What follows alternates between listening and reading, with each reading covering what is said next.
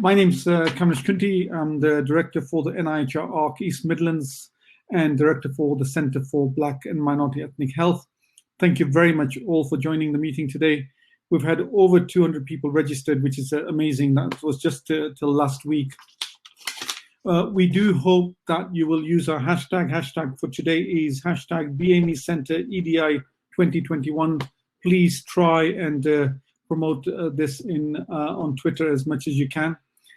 Just a little bit background about the centre. The Centre for Black and Minority Ethnic Health was launched about 3 years ago with substantial funding for posts from the University of Leicester. We've since been funded as a theme within the NIHR ARC and secured additional funding through our own bids or in collaboration with other centres in the UK. When we applied for the competition for the NIHR ARC, we could apply to become a leadership ARC in certain areas. And we were fortunate to be chosen as a leadership ARC for equality, diversity and inclusion of underrepresented groups, and also separately for multi-morbidity. And we were hoping to hold these annual events such as this, and sincere apologies that because of the pandemic, we haven't been able to arrange this sooner than we would have liked. However, the centre has been very timely in terms of the work that we've conducted during the pandemic.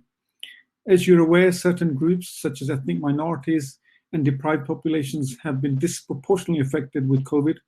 Our centre has been instrumental in a huge amount of work within NIHR and other researchers helping secure project grants with collaborators for them getting a total of over £15 million from UKRI, NIHR, ESRC, from around 32 studies that are all COVID related.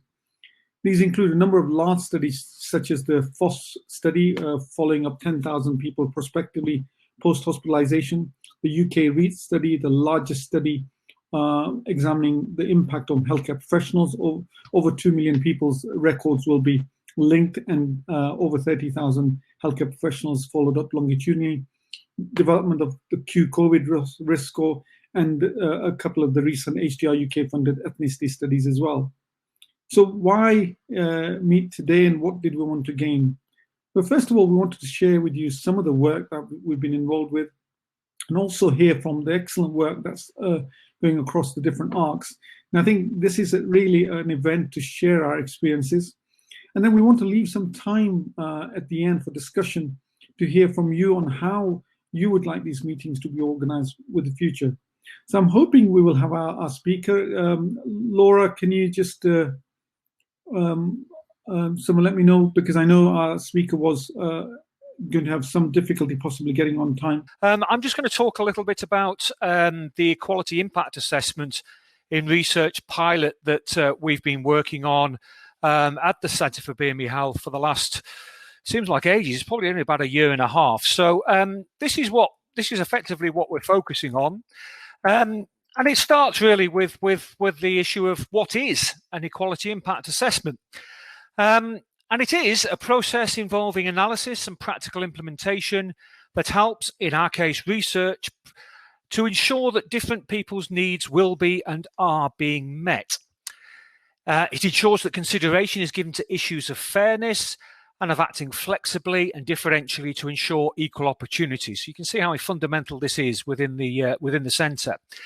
It obviously pays particular attention to the legal obligations outlined in the Equality Act 2010. And an EQIA is therefore an essential part, I think, of the process of planning work. It prompts project teams to think more widely and deeply. So, ARC East Midlands is committed to ensuring that the research conducted through its studies do not disadvantage anyone, particularly individuals or groups who are underserved, characteristic as defined by the Equality Act 2010. And for this, we assess what's called differential impact. And the future slide, I'll talk a little bit about that. So while assessments of this kind have been part of public sector organisational development, service and practice for many years, however, its specific use in relation to health research is quite new. And it's designed to ensure that equality considerations apply to all stages of the research process, not limited to the completion of an assessment at its outset, And it is a continual undertaking. That's really important. It's a live process that will shape and reshape equality and related considerations as each study takes its course. And in doing so, it makes research more relevant to more people, thereby making a greater difference on the ground.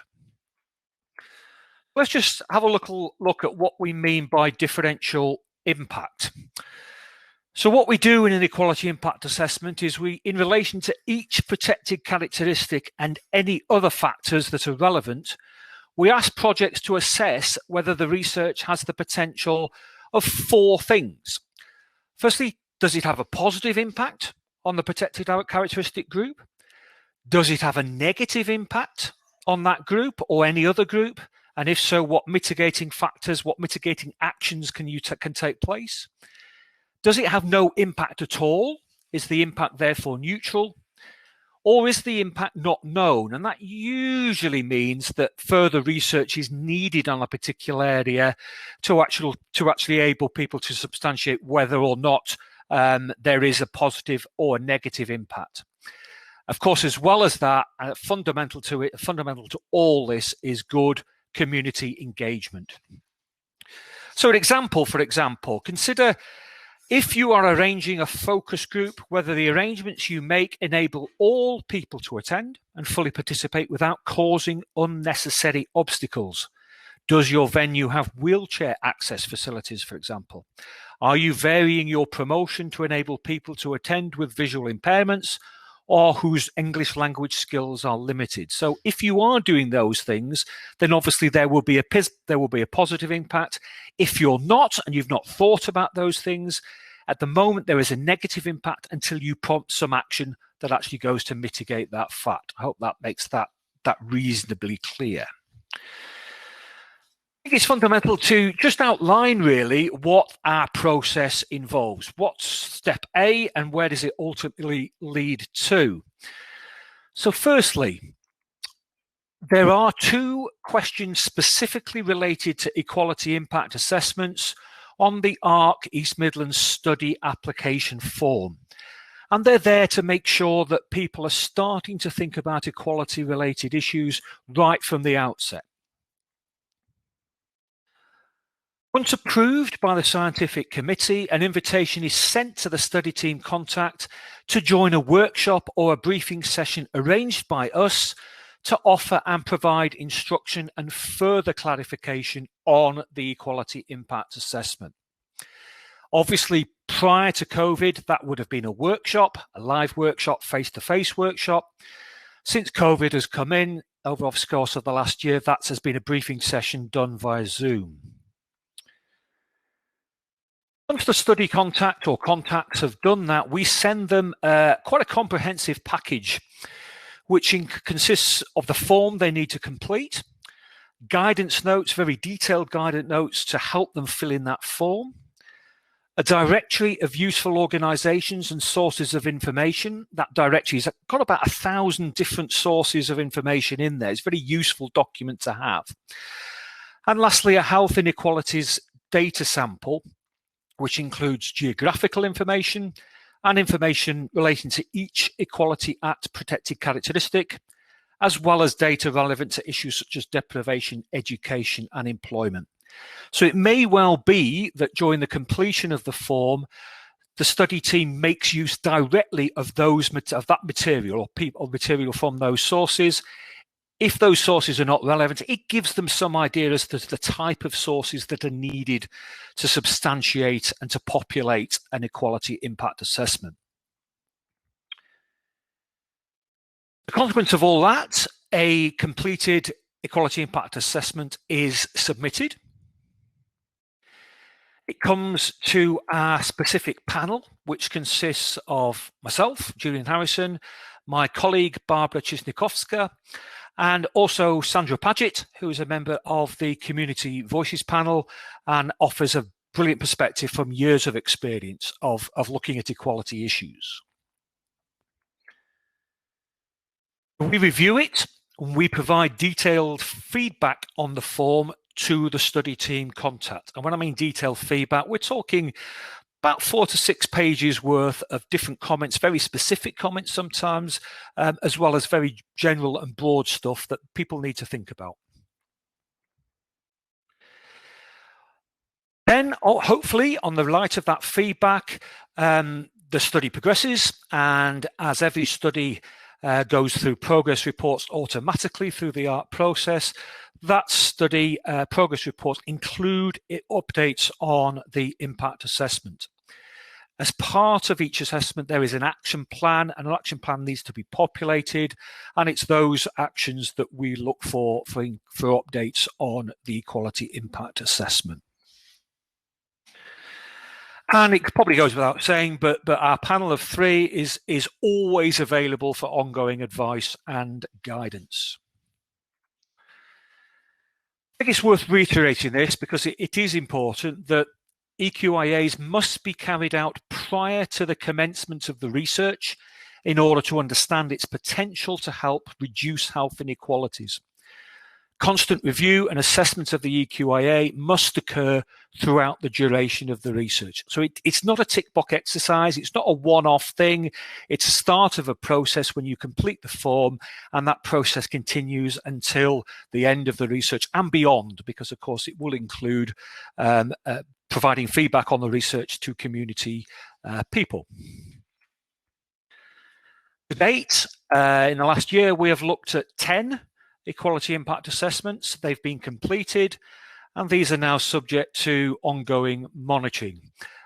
Each one, I guess, is subject to a variety of different changes depending on what's happened throughout the course of the study.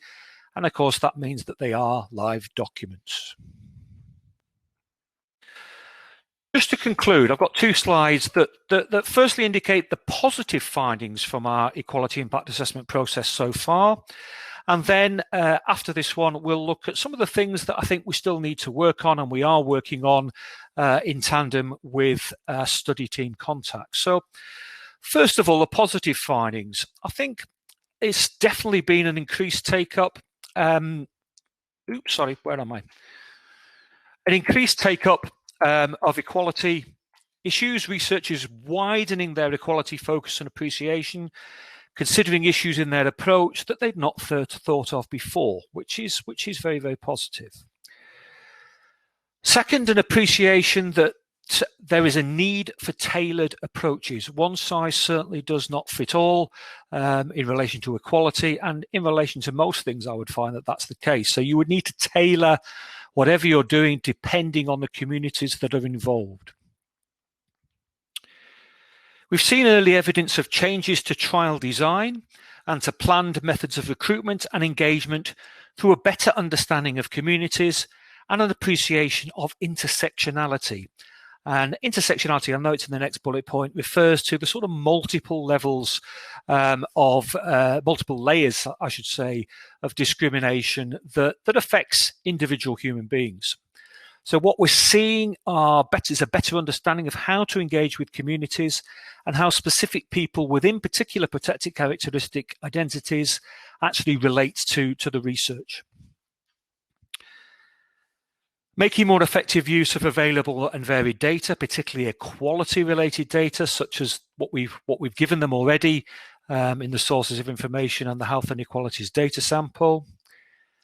Considering issues of stigma and discrimination. Equality consideration is pretty much always outside the box. I think that's what we're trying to get people to do right from the very start here, is to think outside the immediate confines of the research in terms of how that research may impact intentionally or otherwise on different protected characteristic groupings.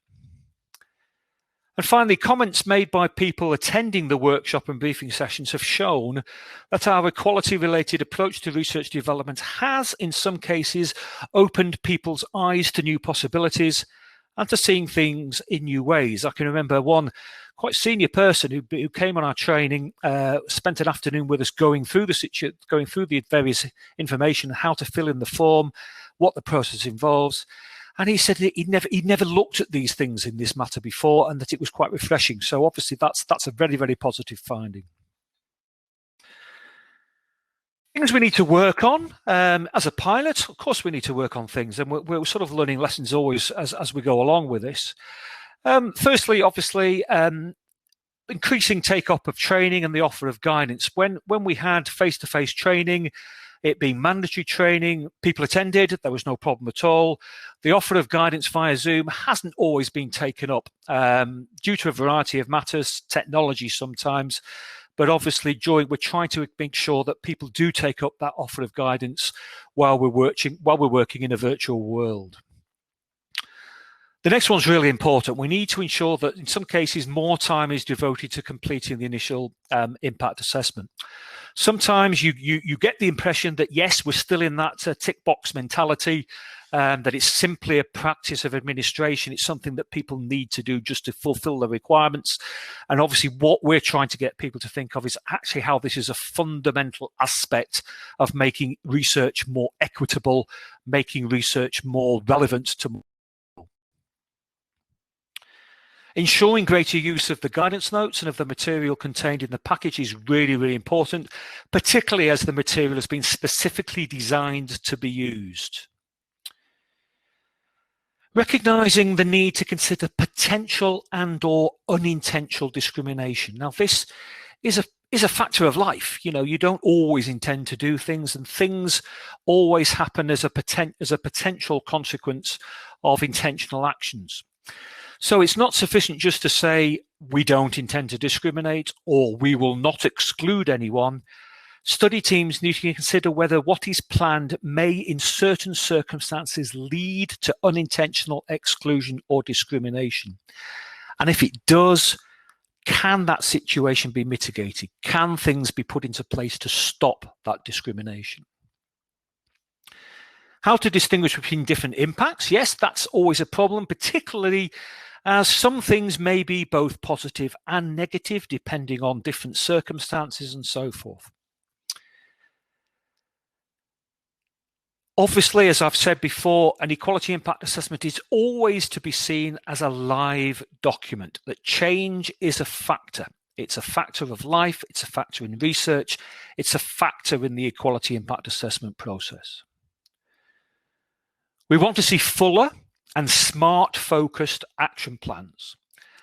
A lot of the action plans refer quite rightly to the need to monitor more diligently the equality related considerations that go with the research, but there's much more that's needed sometimes in some very, very detailed action plans. A lot of it to do with how to engage specifically with particular groups, and how engaging particularly with one group doesn't necessarily mean you can engage in exactly the same way with another.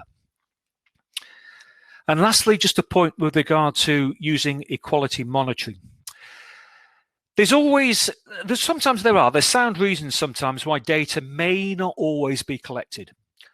But what we encourage people to do is to sort of flip the coin over, if you like, to look at the flip side and to address the question, how do you know about the impact on any protected characteristic group if this information is not collected? So it's part of that not known factor that I talked about before. You will not know the impact on particular protected characteristic identities unless you ask some fundamental questions and unless you put particular monitoring procedures in place. And certainly this is part of the feedback that we give to every equality impact assessment that we receive. And obviously it's the thing that we look for on an ongoing basis.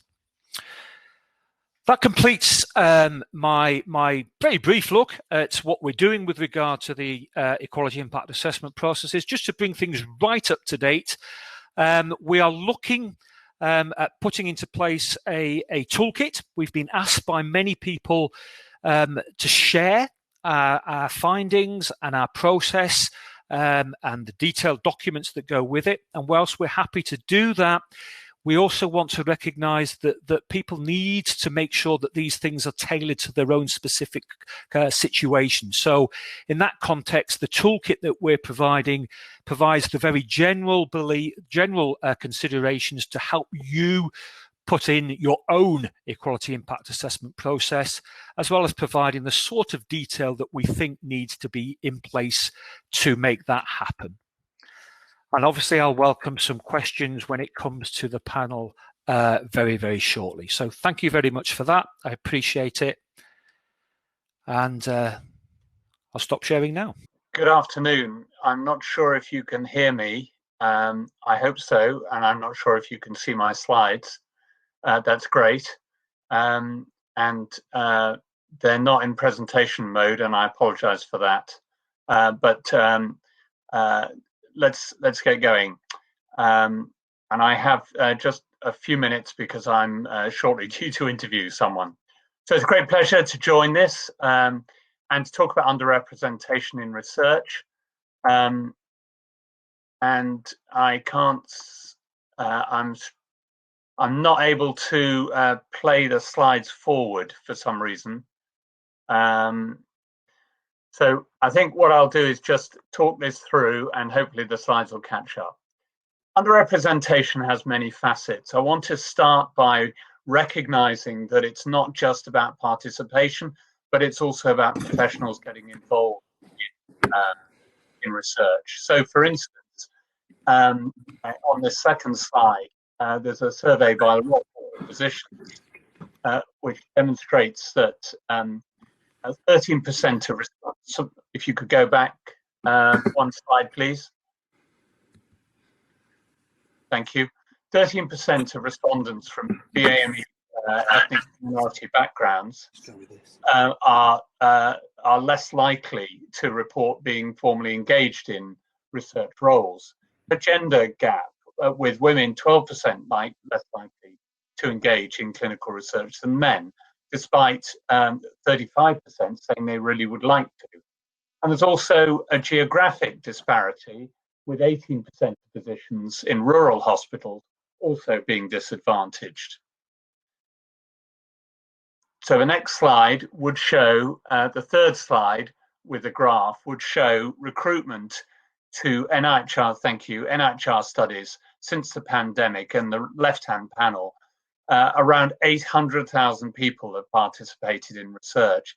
And as soon as we got the call about the preponderance and severity for ethnic minority groups, we tried to stand up to collect data on ethnic minority participation. And the dotted line that you can see in the left-hand panel shows that. It's an incomplete report because there are studies such as UK Reach that are not reporting into that. And we have to manually collect these data. So our systems are not there at the moment through NIHR to readily collect participation data on ethnic minority involvement. But nevertheless, it stands at around about 8 to 9%, but it's very variable. In some vaccine studies, it's 4%, but in some centres, it's 30%, which is better. Next slide, please. So in NIHR, and particularly in the Clinical Research Network, for a number of years, following the Chief Medical Officer's directive and strategic focus on following patient need and the need to include underserved communities, the Research Network has a program of work called the Include Project, which has been led by Professor Lynn Rochester in Newcastle, and she and others, with Gary Nestor and many others, have developed a framework called Include, which really looks at how researchers, all the way through the research road pathway that you can see here, can include... I'll close myself so no one can see me. No, sorry, I've got Kamlesh coming in here. Can pay extra attention to recognizing underserved or underrepresented communities, whether from priority setting, whether that's investigators, study design, protocol, delivery, and implementation. And this toolkit, next slide, please, provides a series of guidance which really focuses on a number of objectives. And those objectives are developing training resources so that we can help people understand how to do this, to build infrastructure, tools, and processes for the design of research and the delivery, so people can really use these tools to actually to make a difference. And also to consider systematically about removing barriers in the funding, regulation, and policy which are getting in the way of addressing research to the underserved communities. And what I would say at this point is, why are we doing this? Well, first of all, it's morally right. We have 6,000 studies on the NHR portfolio, but that doesn't necessarily mean that they are providing the right research for the right questions to the right people. There's a moral question. But there's secondly, and a really important research advantage to delivering the research and taking it part in the right community. The answer and the diversity of information and evidence will be much better. The ability to apply that into implementation will be much better. And for high prevalence and underserved communities, of course, the research may well take part even faster. Next slide. Next slide, please. So here are some things we've been doing: setting research priorities and supporting research through NHR. I represent the slide before, please. On the left-hand side, I took part in a health inequalities seminar at the Royal College of Physicians Medicine 2021 virtual conference at the bottom, with over 1,000 delegates, and really looking at different elements of health inequality and how research could play to that. And on the right-hand side, a learning package on equality, diversity, and inclusion in research. Next slide.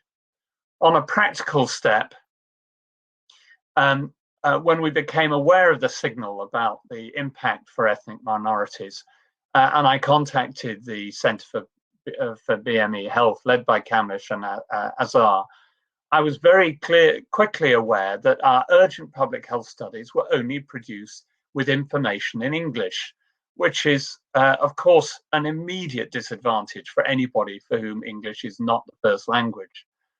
Although the research network is not empowered to provide translation as a research cost, we nevertheless just got on with setting up an accredited supplier and have to date offered translation for 18 different studies in 100+ documents, costing around about £160,000. We identified the top 5 languages through a quick survey and have added in Welsh for the vaccine program, and in 1 or 2 cases, very specific languages or verbal transcripts where there is no written dialogue. Next slide.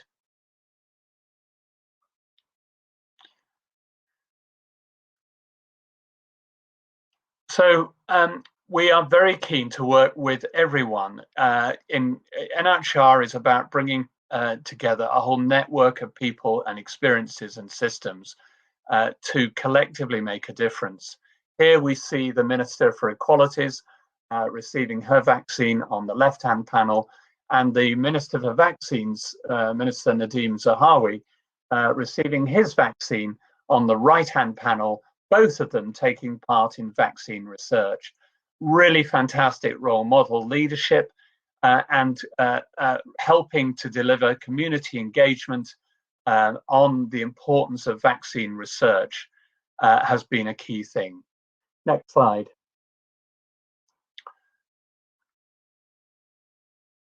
There isn't time to go over a whole range of initiatives, but you'll see from here all sorts of initiatives from throughout the country, which are really helping to address our ability to support research in underrepresented communities.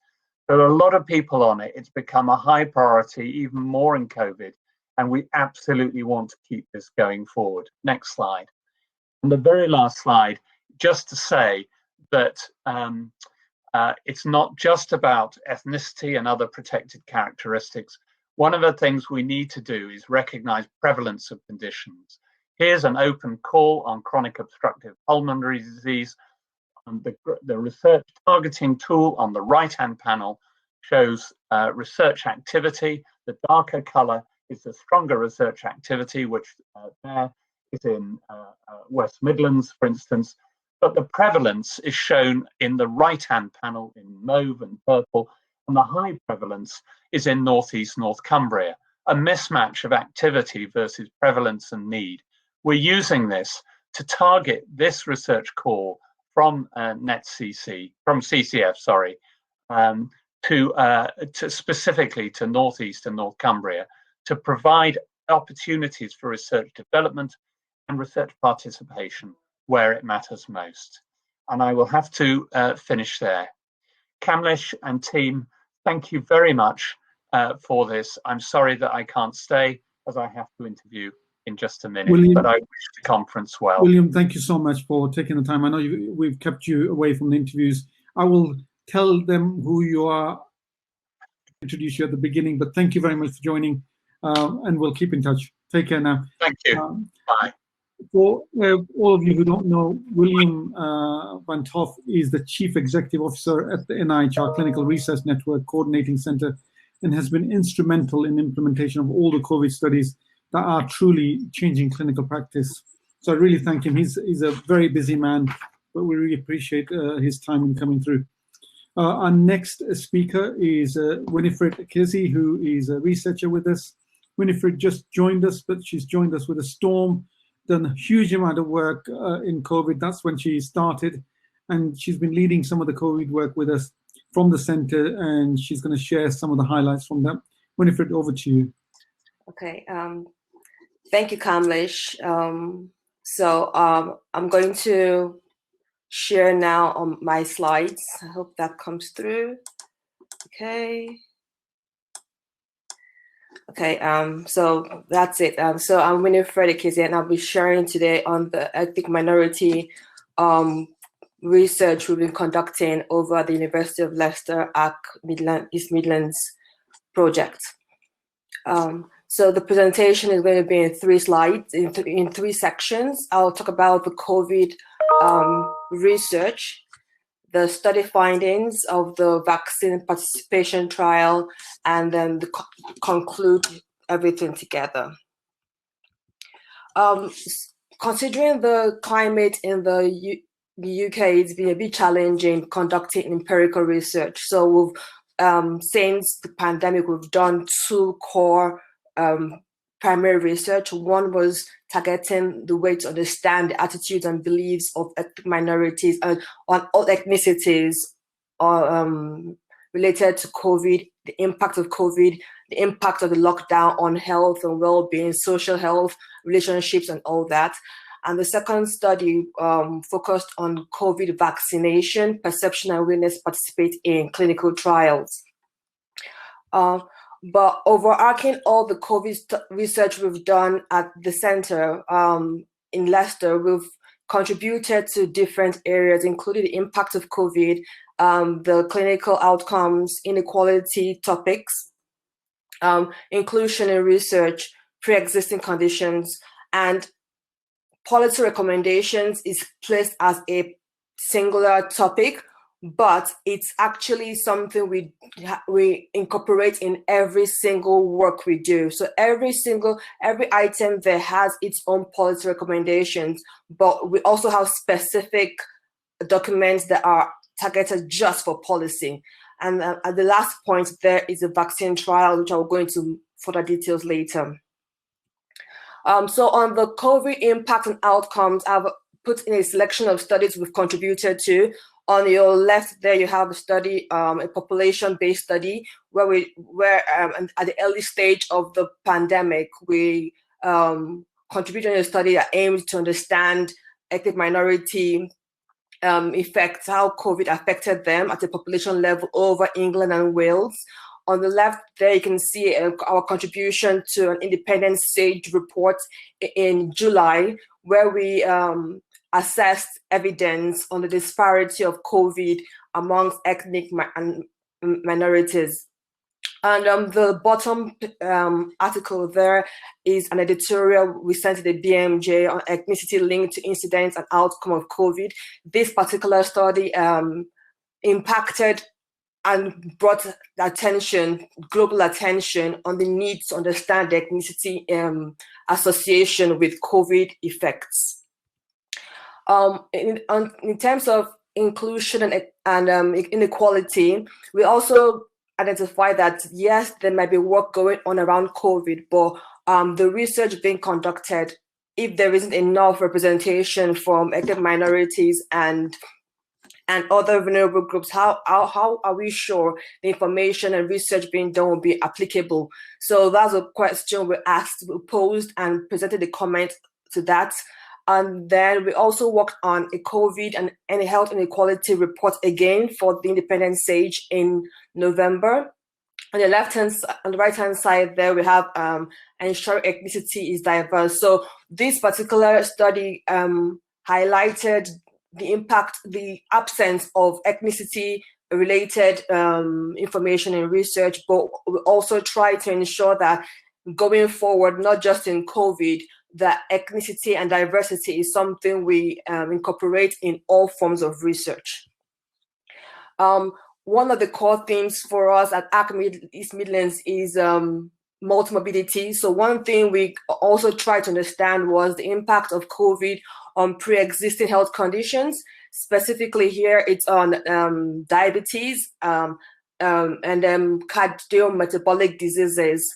So one thing, if you recall, the pandemic actually hit us, and when we had the lockdown, it was during the Muslim fasting period, the Ramadan. So that was one particular topic we needed to investigate to know how the risk factors related to this might be affected or worsened by COVID and lockdown and the pandemic and restrictions, and also the effect on drug adherence. So that was also something we investigated. So some policy recommendations, specific documents was trying to call to attention the political powers, also the scientists to investigate and bring to the fore the importance of including ethnic minorities as a particular policy topic, getting policy information, and also the need to improve collection and coding of ethnicity. As we know, that has also been something that came to light, that the ethnicity coding hasn't been robust enough.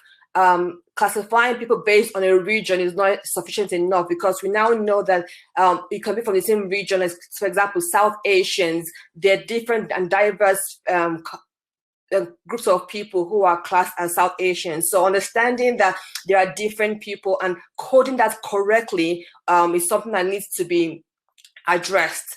And so addressing this policy is something we really I've been working on pushing to the health authorities to ensure that they understand the need for this. So then the last item on that list was a vaccine participation trial. We conducted 2 studies on this, and we have our reports available on the NIHR website. The one on the left is the study on perceptions from ethnic minorities and vulnerable groups. The one on the right is understanding the factors that affect willingness to participate in vaccine trials. We understand the need to ensure that information we provide is available for both the public as well as academic community. So the report on the right, on the left, has been converted to an academic correspondence, which is the item in the middle, while the one on the right is currently undergoing review. So now I will go on to present to you some of the findings we identified in the vaccine trial study. So the purpose of this study was to conduct community consultation. We aimed to understand what communities thought about COVID vaccine studies and clinical trials. We wanted to explore what their perceptions to participating, possibly hindrances and barriers, as well as understand what factors influence the disparity in participation. Yes, we know that there's a disparity in the effects and impact of COVID, but we also want to understand that besides that, are there factors that influenced who participated in or who was willing to participate in vaccine trials? So we conducted 2 studies, a qualitative investigation in July, August last year, where we interviewed and had focus groups and interviews with 70 participants from the public patient involvement networks. And this cut across different groups, including ethnicity based on South Asian, African, Caribbean, white, Polish, British, white, British as well. And we also included people that had mental health conditions, homeless, and Gypsy Roma travelers, to ensure that we had a good representation of every Solemn Head groups, ethnicity, and vulnerable groups. The second study was a survey conducted in October, and for this we had 411 participants. And in addition to this, we also had diverse ethnicities and socio-economic groups represented. So from the first study, the perception study, one thing that was acknowledged across all groups was there was a need for research, in clinical research. That was accepted. However, most of them were quite uncomfortable attending hospitals for any form of research, particularly any research that involved physical testing or physical touching. So it could be anything that has blood samples. They were quite apprehensive about that. The major fears of participating in any research was the fear of getting infected with COVID, side effects, and lack of support if anything actually goes wrong. And as I alluded to by my colleagues previously, language barriers was something of a major concern. So participants, most of them demanded for culturally appropriate information and transparency at all stages of research. Most times what we get to hear is the outcome, the end product, the findings of trials, but participants wanted to know what was happening from recruitment, to the planning, to who's involved, to what happened, to all participants, to feedback from testimonials. Did it go right? So the details of the trials from inception to conclusion was something that they wanted to understand before they could make a decision to participate in any form of trials.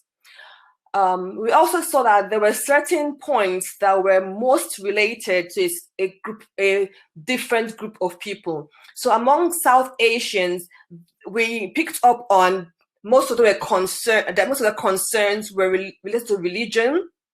Amongst the Black communities, which was Africans and Afro-Caribbeans, there was a high level of suspicion on the agenda behind vaccines. So most of them didn't quite trust the reasons why vaccines were being pushed as fast as it was, and why there was a speed in producing a vaccine, and if it was intended to kind of do them harm. So these were points we picked out for the Black community.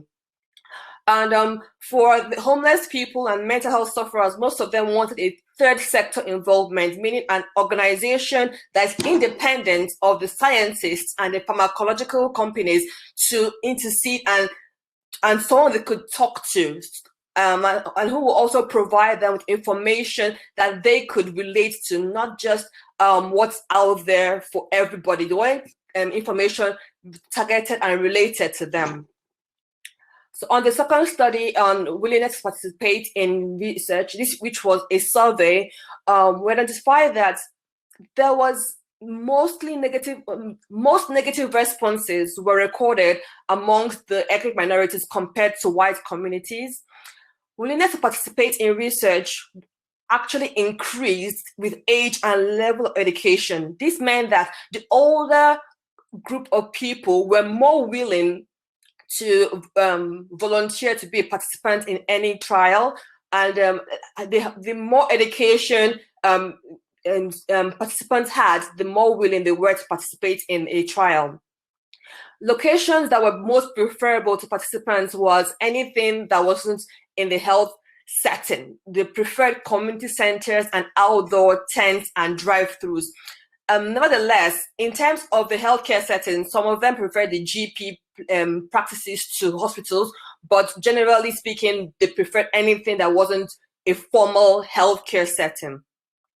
We also tried to understand what were the major motivations to participate, and the main one was individuals just wanted to find a solution for COVID in their own communities. So there was an individual drive to be able to curb the pandemic and possibly get life back to normal and avoid the impact on their own families. And then factors that were identified that encourage participation was if there was enough information, if there was an accessible location, if there was evidence of supportive services and transparency. These were factors that participants said if they could get all this, they'll be more interested in possibly putting their name forward or coming forward to take part in a vaccine trial. So other findings we picked up on was generally lack of information was one of the major drivers for the skepticism against vaccine trials. So the low participation was actually enhanced by the lack of information. The variation in willingness to participate was something we highlighted that needs to be addressed as a priority area in all forms of research in health and social research. It's something we need to understand that the variety of participants also influences the variety in perception.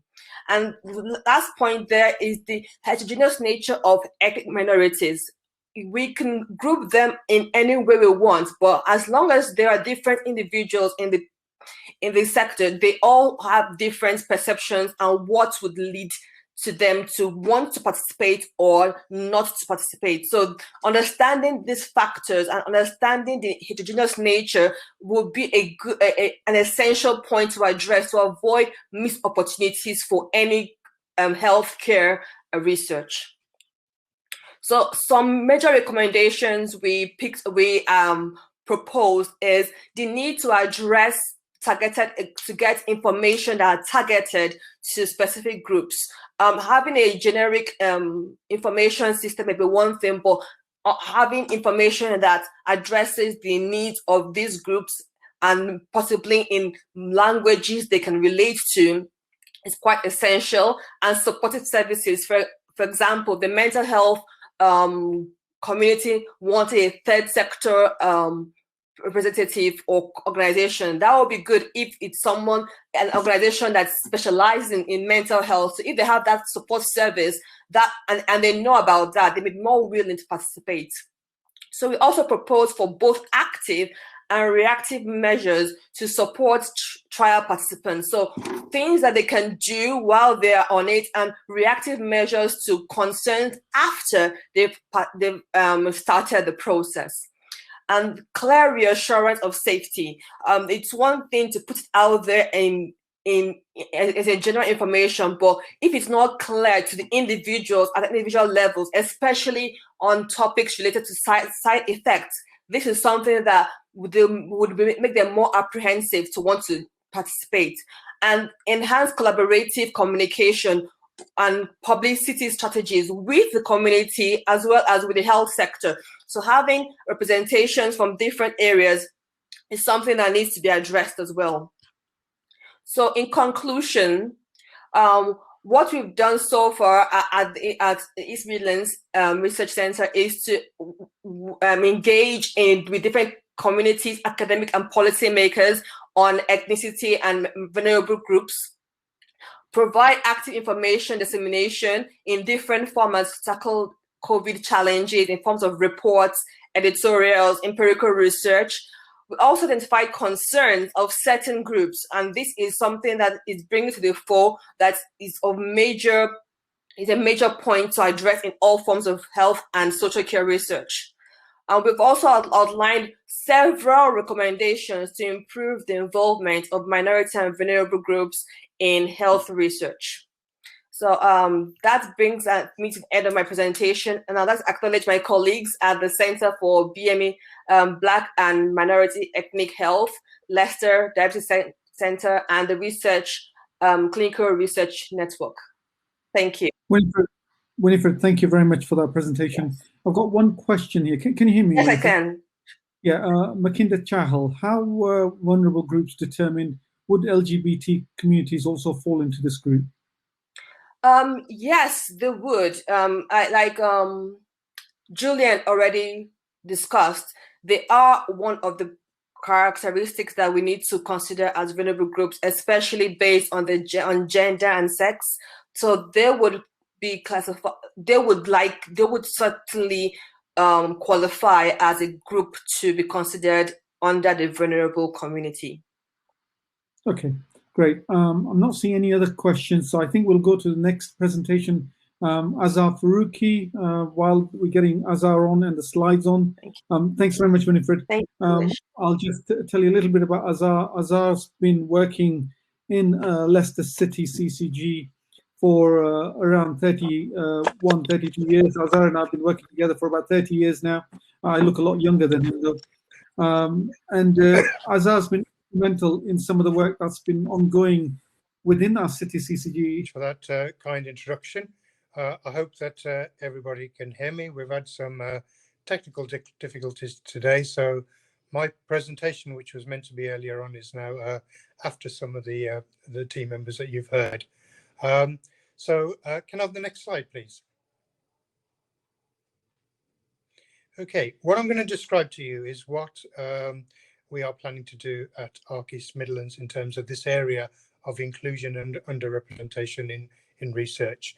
When we applied for the ARC in the East Midlands, one of the things that we requested that we wanted to be was to provide national leadership in the role of developing and supporting a programme of research dealing with underrepresentation. So that's ethnicity, all the protected characteristics, and indeed addressing things.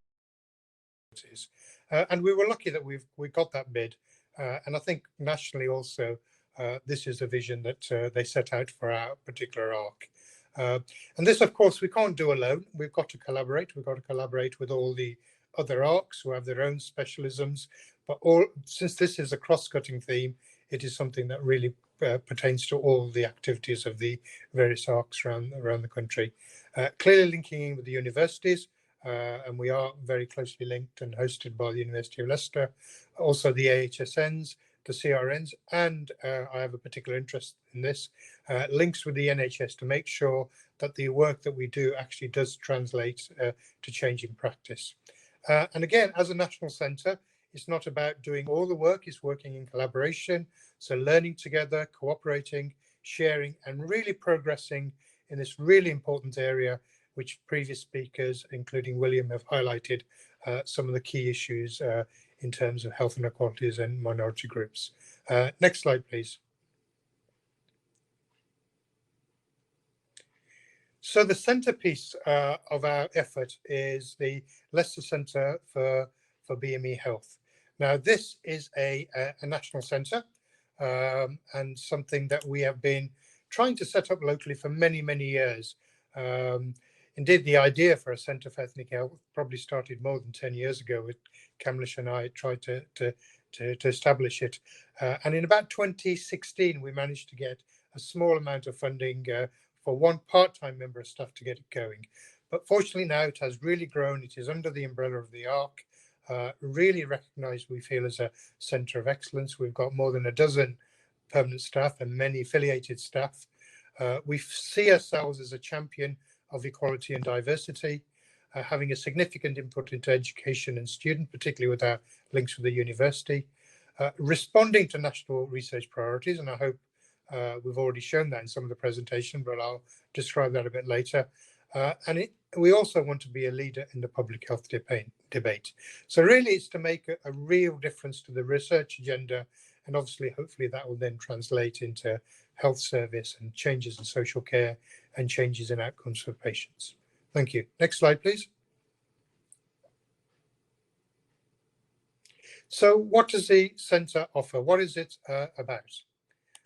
Well, I'll describe a programme of research that we're doing in outline. You've already heard some detail, for example, that Winifred presented and Julian earlier on. I'll describe the research support that we provide to partners and colleagues, something around the training offers and support materials that we have developed here, and training offers that people can access. I'll talk about the influence and lobbying that we do, particularly for around equity in research. And finally, in terms of responsiveness, clearly we've had COVID, which has really overtaken the health service and very much the research agenda in the past 12 months. And I'll describe a little bit about our role. And hopefully later on in the discussion, we can maybe get your perceptions on what the centre can offer to you. Next slide, please. Okay, in terms of our programmes of research,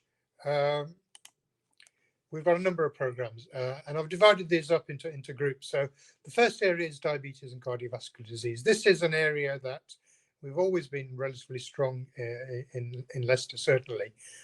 And it is an important area because cardiovascular disease remains one of the biggest factors in early death and in morbidity.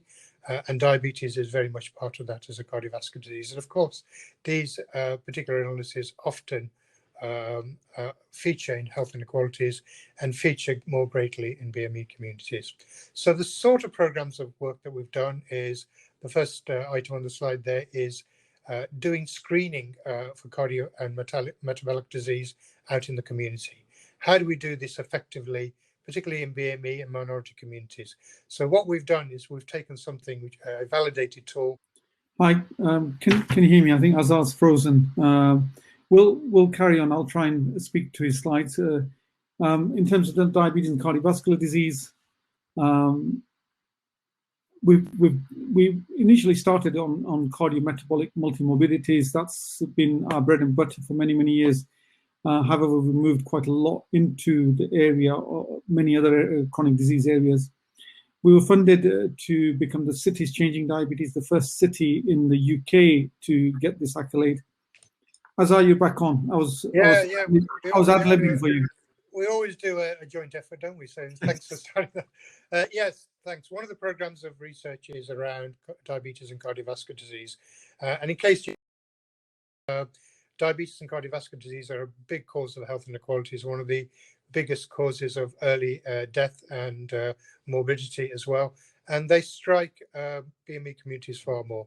So the sort of projects we've been doing things like getting diabetes risk assessments risk scores out into the community, translating evidence-based tools and then implementing them in the community using trained volunteers called community champions. So that's been a fantastic piece of work that we've been involved with. We've also been involved with a much bigger project, which is really an international project involving more than 24 cities across the world, places like Lisbon and Philadelphia and places in Asia as well.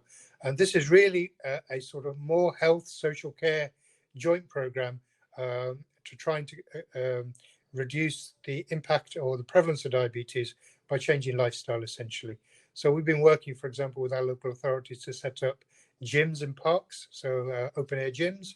We've been working with the football clubs and cricket clubs and rugby clubs in the city to look at various programs they can do with the community. And really it's a community engagement. And this particular program, which is international, has really taken off. It's been sponsored in Nordis, but clearly local resources have gone into this as well.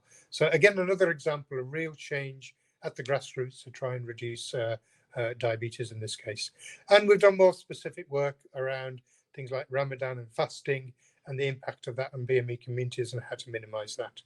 Thank you. Next slide. Okay, the next slide shows the next program of work, which is around looking at the broader needs of communities. And we have to recognize that minority groups aren't just Black and Afro-Caribbean or South Asians. There are many types of minorities. So we've done work with Gypsy and Travellers who have huge health inequalities, actually. So we've done a lot of qualitative work around assessing their needs and how they might access care. We've done work with people with learning disabilities. So again, a Stop Diabetes study, for example, again, diabetes is much more common in people with learning disabilities. Again, we've done some intervention in that. We've done work around prostate cancer, again, working very much with the community. This particular campaign was really working with some of the social activities in the Afro-Caribbean community, basically dominoes, which is a very popular table sport. And again, weaving in health messages and health seminars and information around that, around where people gather and where they socialize. Again, Rangolian type 2 diabetes, again, this is a impact of exercise and dance in South Asian communities, again, very successful. And a totally different project looking at really the mental health needs of older people and how we can support them in their care in older life, and making sure that BME communities access some of the opportunities. So that is a project called Plan Ahead. So again, looking at ranges of different types of communities. Next slide, please. And we've also been looking at equity in research. We heard from William earlier on how BME communities and minority communities are much less likely to participate in research. And indeed, the research that is aimed at those communities is probably very much underpowered. So what we've done in ARC East Midlands is to have an equality impact assessment on all our research within the ARC to make sure that it actually ensures that it addresses the needs of minorities and that the methodologies are appropriate for those groups. And the other thing that we've developed locally, which we're very proud of, is a BME toolkit for researchers, which helps researchers when at the early stages of their research right through to the end publication in how they can adopt the best strategies to make sure that they engage and recruit BME participants in their studies to make sure their studies are fit for purpose. Thank you. Next slide, please. This is the front cover. I think we've missed a slide there, but anyway, the other thing that we offer is research support services. So as well as the research program, we offer research support.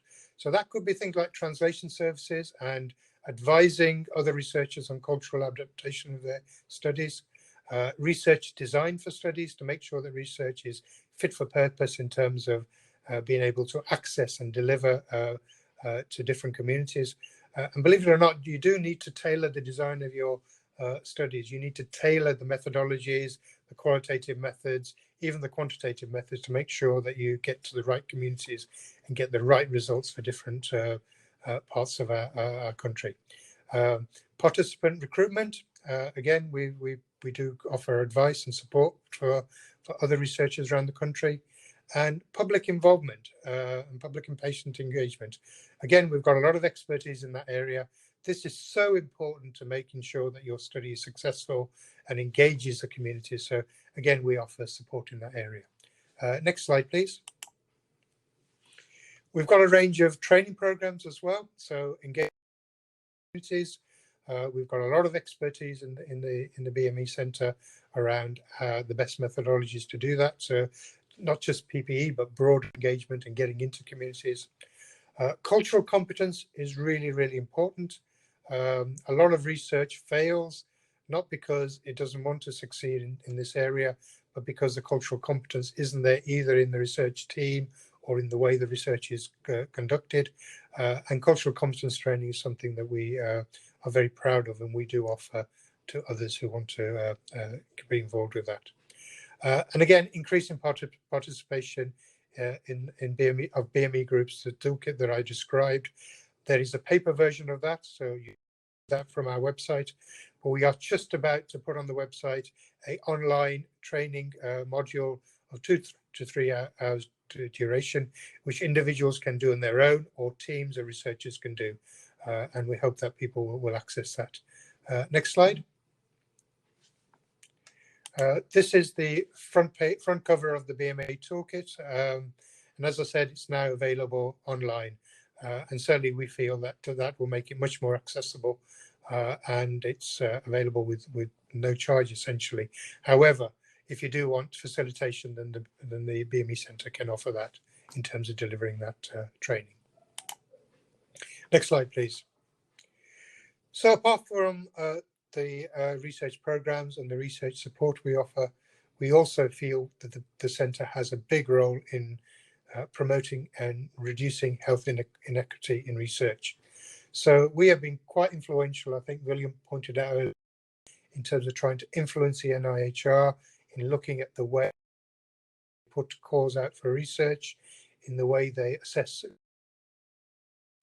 and in the way they fund bids to make sure that research really is for all our communities and not just the majority community. So, for example, now the NIHR has accepted that ethnic monitoring is really important in terms of research participation, as well as monitoring things like age. And increasingly, they are starting to look at assessing all research studies to make sure that they cater for all communities. And I think that in part has been our influence. And we also are represented on the National EDI Committee of NIHR, which is really important in terms of keeping this issue at the forefront. And a national leader has now been appointed, actually, which we helped to recruit. Other work we've done in terms of influence and promoting with the CRNs, we have worked to set up a network of all the CRNs, a regular forum where we discuss BME and underserved communities, and this was proving really useful in terms of both sharing information and sharing good ideas, and also identifying areas where we need to do more work. We've been speakers, Kamlesh and I and other members of the team, at national conferences and training events. This is an example, I guess, and we've got a number of publications which promote the reduction of health inequity, particularly with respect to BME communities, and they are available on our website and are part of the influence that we hope we provide. Next slide, please.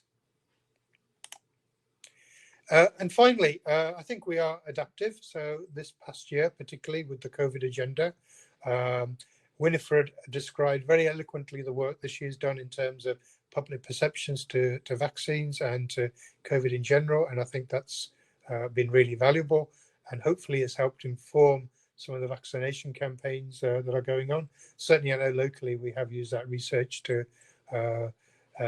sort of tailor our communications to patients. Researching COVID, we've also produced a number of videos and social media tools that have been promoting research in the BME community generally. And again, those have had huge numbers of hits and have been well received. And we also have, mainly through Kamlesh's efforts, been reviewing the national data sets in terms of COVID and looking at best evidence with respect to BME communities and how we should address COVID, for example, in South Asian communities. Okay, I'll finish there, if that's okay. That's the end of my presentation. Thank you very much for listening. Hopefully later on, we'll have the chance to pick up some of these themes, unless Kamlesh has got some immediate questions in terms of our sort of panel. There's a few questions coming. Thank you very much. Thank you to Julian and Winifred, as always, great presentation. A few questions coming include, is it focused on clinical research or is it health and care? Sean is online. I'm sure he'd be the best, but I think it is both health and care. I think, yeah, I agree, Kamlesh. It's health and care. Yeah. It's not just health research. Another question here for you. In fact, Azhar probably and others as well. I'm sure I can answer it. How did the centre start from 1 person to 12 members of permanent staff? So we've got 12 members of permanent staff, but we also have a number of, a network of about another 15, 20 people who work with us in the community as well. They're not permanent staff, but we bring them in as and when needed. So how did we achieve that, Azhar? I think it took time. As I said in my presentation, this idea of a BME centre, as you know, Kamlesh, started more than a decade ago. And we've lobbied on. And the initial funding, in fact, came from a sort of consortium, including our local CCG. And then it developed as we obtained grants. We've managed to appoint more staff, and then finally getting the ARC bid, the Clark bid through, and then the ARC bid has been really vital in terms of attracting some of the resources and the expertise into the centre. So it's basically it's taking a lot of time, a lot of lobbying, and some successful bidding. Okay, so a couple of quickies, quick answers. In terms of the toolkit, how will be disseminated and evaluated? We've already put a link that people can download the toolkit. Anything about evaluation?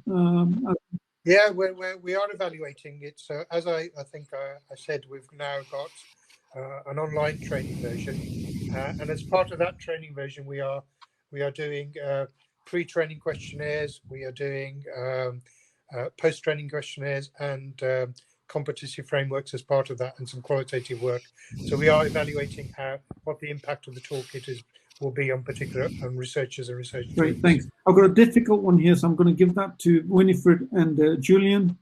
Maybe Winifred first, then Julian. This is a really legitimate question. There seems to be a lot of fear around the subject of equality and diversity, especially regarding the racial politics at the moment.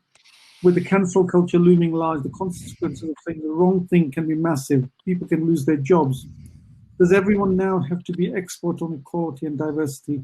Or is it to say, it's not my subject, I'll stay out of it and say nothing? Winifred, really simple answer, please. Okay, I would say it's simple answer is we need to be aware of what's out there, understanding the groups that are most vulnerable, like the protected characteristics, being aware of the challenges they face will make everyone empathetic of what needs to be done. So not necessarily knowing everything and trying to understand the politics of it, but understanding the basic factors that make them vulnerable and what interventions would be best to tailor to those groups.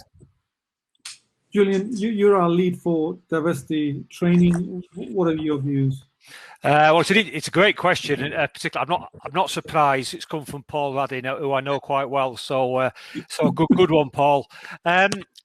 To be honest with you, it's a lot of what you're saying there and the issues that are in there. Actually, you could probably do with being on our cultural competence training, I think, because we do talk a lot about this, and we talk about there's a specific bit of that training that is what to do if you don't know. And it's all about, trying to weigh. Nobody's expecting anybody to be an expert on every single issue to do with just race, just for one factor, let alone all the protected characteristics. So we do have that section about, well, how do you go about trying to find out things in the right way without offending and so forth? So that's what I would suggest, Paul, come on our training and have a look at that. But I think people shouldn't be scared of this. I think there's a lot of scaremongering, I think, about equality and diversity. That is the right thing. That it's all political correctness. That it's all we've got to be right. Otherwise, we might get sued or reprimanded or whatever the case may be. And it's for me, it's not like that. Equality and diversity is a beautiful area of discussion. And there's no one human being in this world that knows absolutely everything about all the particular areas that you're talking about. So it's a continual process of learning, and that's the sort of approach I think we try and nurture, so that we recognise that nobody's an expert, nobody comes anywhere near being an expert, but it's about how you go about trying to find out. I think that's the important thing to learn, and certainly coming on our training will be a good response. Will be a good way of looking at it. Thanks so much, Julian. I'm going to take the last question and probably get comments from all three of you. Sean Trewick, who we work with well, Sean's doing some amazing work. Unfortunately, he's not in Leicester, he's in Aberdeen. And the question is, we'd like to build links with ethnic minority communities around their own centre in Aberdeen. What are the top 3 things they should be doing, thinking about to be successful? Azhar, with you first. Top 3 things. Good question. First, I think one, because we'll have three or four between here. So, all right. I think the first thing is to get to know the community. I think that's really, really important. I think you've got to get them involved in whatever research you're doing, and as a prelude to that, cultural competence training is really important, and it needs to be at the level of your involvement. So I would back what Julian said. So that's my point. Get to know the community. Okay. Winifred? I will add to what Azhar said, engaging the community, but also keeping them in the loop of every stage. And I picked that up during the vaccine trial. It's one thing to tell them what you're doing and then tell them what has been done. It's another thing to actually have them on board at every stage. So that provides them with ownership. When they feel they are part of the project, there is more involvement and they feel it's better that way, because you get more people and they can actually help you engage with the wider community. So having them involved in every stage of research, not assuming that it might be too difficult for them to comprehend.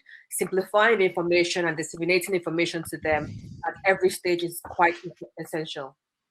Thanks, Julian. Yeah, it's just to excuse my wife coming in with a shopping there in the background. So that's it's the joys of virtual training, isn't it? I think for me, the mentality to start with is to get out of your head that these communities are hard to reach. ignore that, put that right to the back of your mind. I think these communities and lots of other communities are easy to ignore. They're not hard to reach at all. They're quite easy to reach, actually. And I think it needs a sort of refreshing of that standard approach. It's a real hard task to reach these people. It's a real hard task to reach all these communities.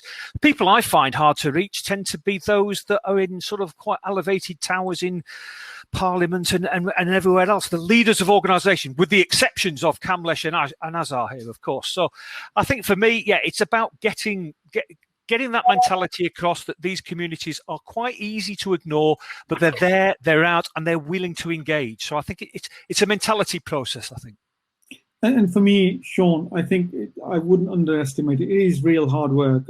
I've been in Leicester for 50 years. I've had contacts, and it's so important to have networks.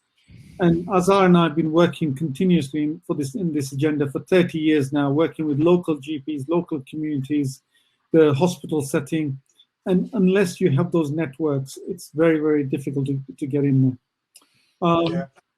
Okay. So can I make just one more comment? Sure. The other thing I think is important to realise is that if you do the right thing in this area, you actually benefit everybody. I mean, you Kamlesh, have worked for 30 years in a white council estate, a very poor outer city estate, and the health inequalities there are massive. Exactly. But if you adopt the same principles of getting to know your communities, of having research focused on their needs, and then implementing that in terms of health changes, those same principles apply throughout all aspects of health inequalities.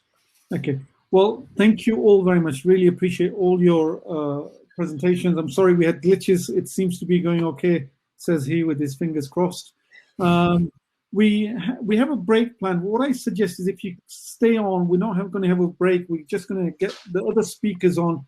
Azhar, I'm going to hand over to you as the chair for the next session. So if we can bring our speakers, the first speaker with Michelle, and then while we're setting all that up, people can grab a quick coffee and things. Excellent. I'll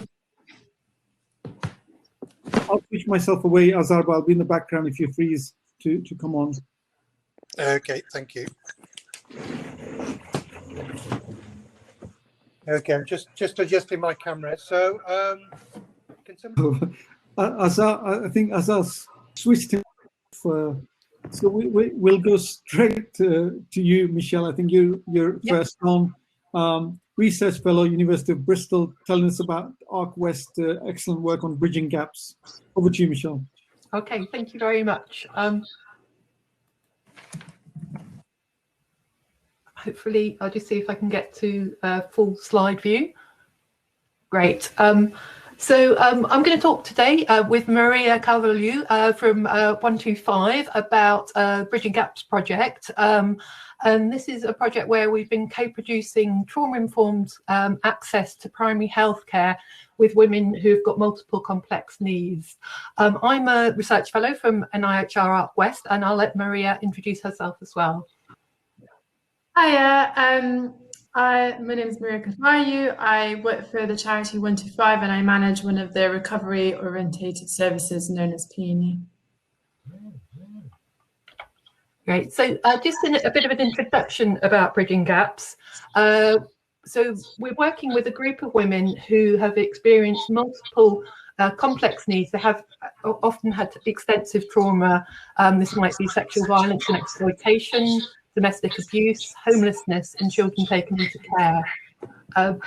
The Bridging Gaps project was co-produced between this group of women, 125 with Maria's support and some of the other staff, and Arc West and primary care researchers, and also GPs and trainee GPs. And our key aim is to improve access to primary care. So we've been using the NIHR involved principles, the co-production principles, and the ones I've highlighted in green are the key ones that we're going to talk through in this presentation. So first of all, sharing of power is really key, and we're going to talk through how that's actually happened, sort of respecting and valuing all the knowledge of everyone working together, and actually everybody within the groups of equal importance. Building and maintaining relationships has been really key to sharing power, and then consensus and clarity over roles and responsibilities. So focusing first on the work and roles of the women involved. So the women have been involved right from the very beginning, when the beginnings of the project was developed with the GP from 125, Lucy Potter, and she was talking to the women about the difficulties they had in accessing usual kind of going into a primary care practice and accessing GPs. So the women have attended all the fortnightly planning meetings. They've been developing the project, and together we've co-designed and co-delivered a training session to 4 GP practices. 2 of those were pre-COVID and 2 of them were post. So we did 2 face-to-face and then 2 online. Out of one of those sessions, one of the GP practices has created an open access clinic. So they have 30-minute appointments. So they've actually started seeing people who might not have attended a primary care practice for 5-10 years, and have actually, they've uncovered quite a lot of need within that. The women are also involved in contributing to evaluation materials, and we're currently co-authoring a book chapter about their experiences. So some of the key things that we've kind of had to overcome in relation to working together. Digital exclusion was a massive issue when we first had lockdown in March last year. And we began by having a kind of free phone conferencing system, because not all the women had access to IT equipment. Not all of them even had emails at that stage. So we needed to kind of support them in terms of developing their IT skills, but also what needed to get them the equipment. So that actually took quite a long time in terms of developing the structures to enable it. And we agreed with the university structures a way that we could actually transfer the ownership. So the women now own the IT equipment that we have given to them. And I think this is one of my key recommendations, is that more generally, we need to think more carefully about digital exclusion and how we make sure that people both have the equipment and the skills to be able to participate in public involvement. Things like data connections are really important. The women don't even necessarily have safe and confidential access to Wi-Fi at home.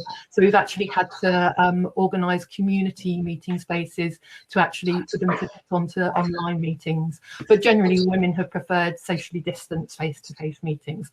I'm now going to pass over to Maria to talk a bit more about how we've supported the space for involvement.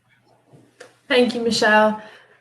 So these are just some of the key things that we've kind of noticed that were required to making the space a supportive space to make sure that women could get involved. And the foundation to all of the work is really developing those key relationships and that trust, particularly for women who are some of the most excluded in Bristol and have experienced very complex trauma. There's a lack of trust that they have towards professionals and to other people in general because of their past experiences. So that relationship building is just so key and the foundation to everything. As we were meeting as a group, we made decisions as a group, so that group dynamic was really important to make sure that everyone felt included. A lot of the women had shared history, so we had to kind of take that into account and make sure that everyone felt involved. But then we also had to make sure that the individuals and their needs were kind of catered to and prioritized. One of the richness of the project is that we had women at different stages of their recovery. Some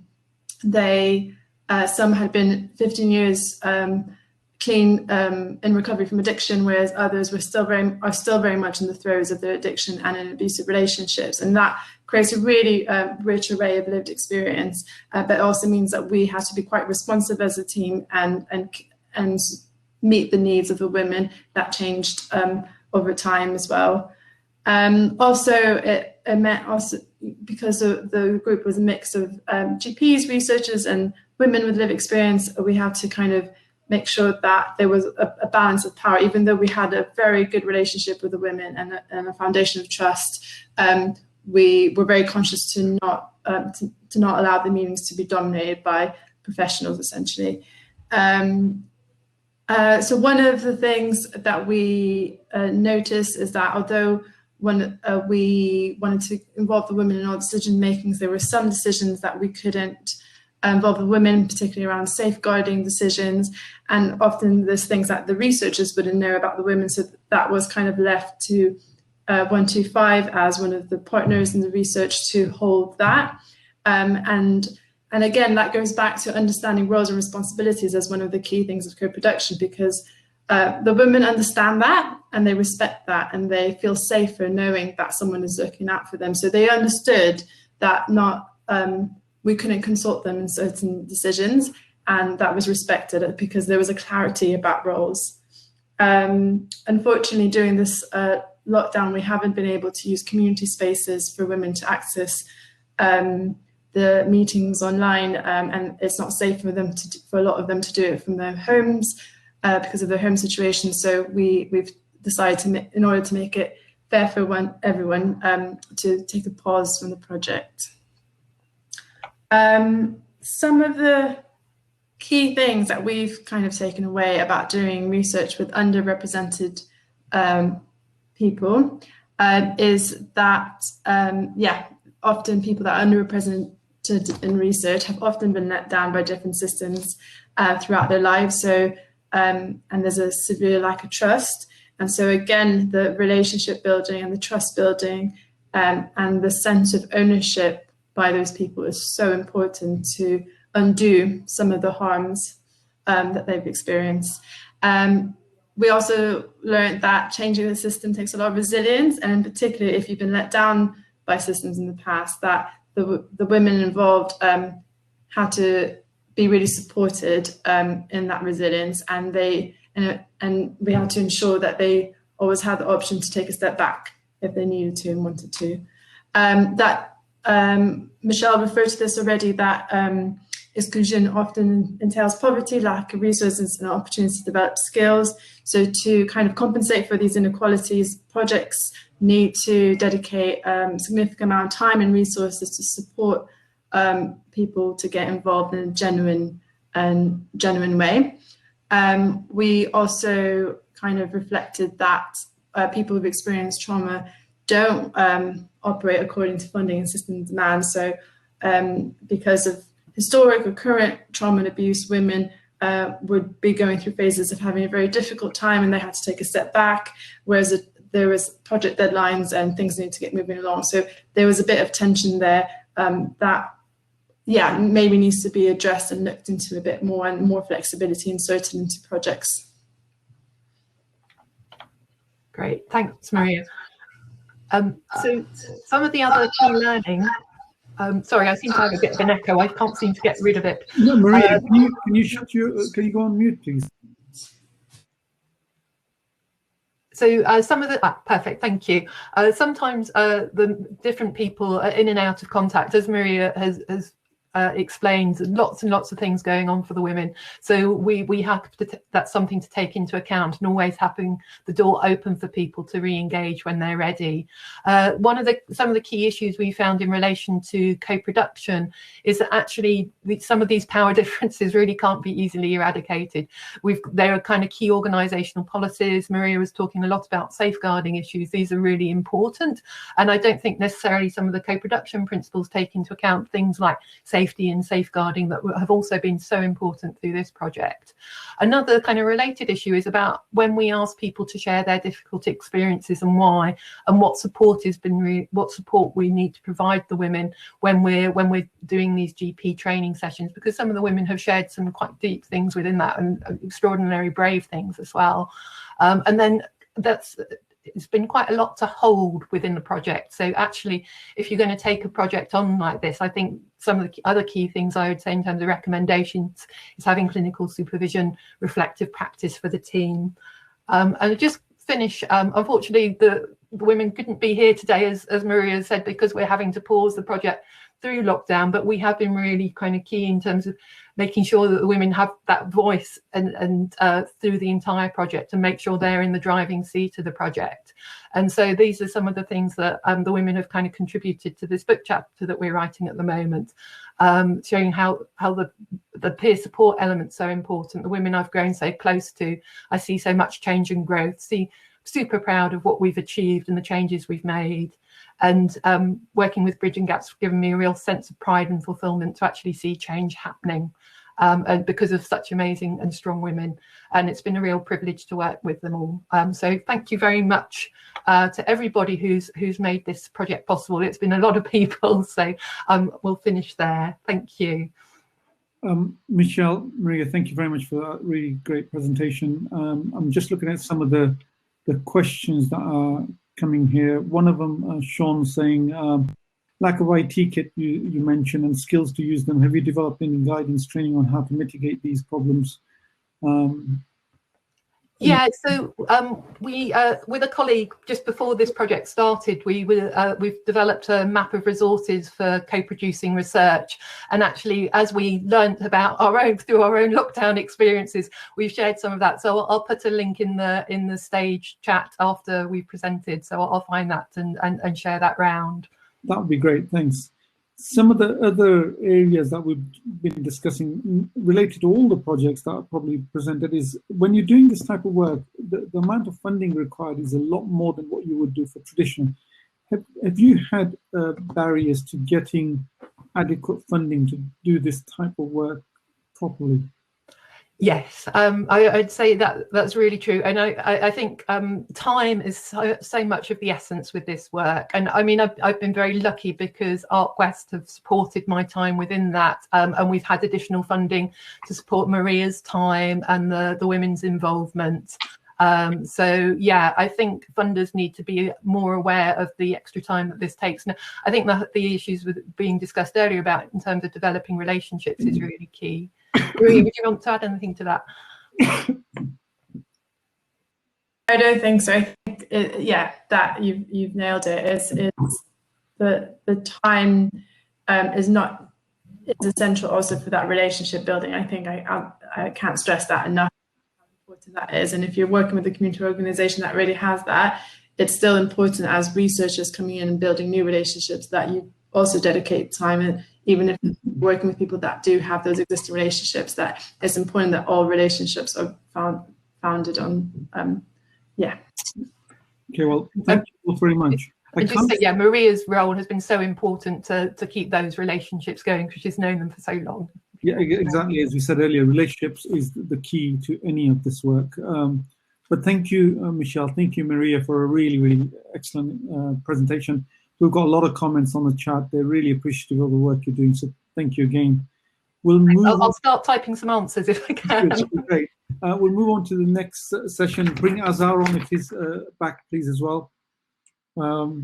Next is Shereen. Yeah. Hi, everyone. Shereen. Hi, Shereen. Thanks for joining us. Shereen Al Laham, Research Fellow, UCL Institute for Epidemiology and Healthcare, and doing some work with North Thames Promoting Healthy Nutrition in Children of Bangladeshi Origin in East London. East London's doing some great work. I've been following it for many, many years. So over to you, Shereen. Okay. Very much. Is it showing like now? Or? Yes, I can see the slides. Yeah. If you can full screen yourself at the top. Okay, just 1 second. Yeah, and if you can put yourself on slideshow, I think.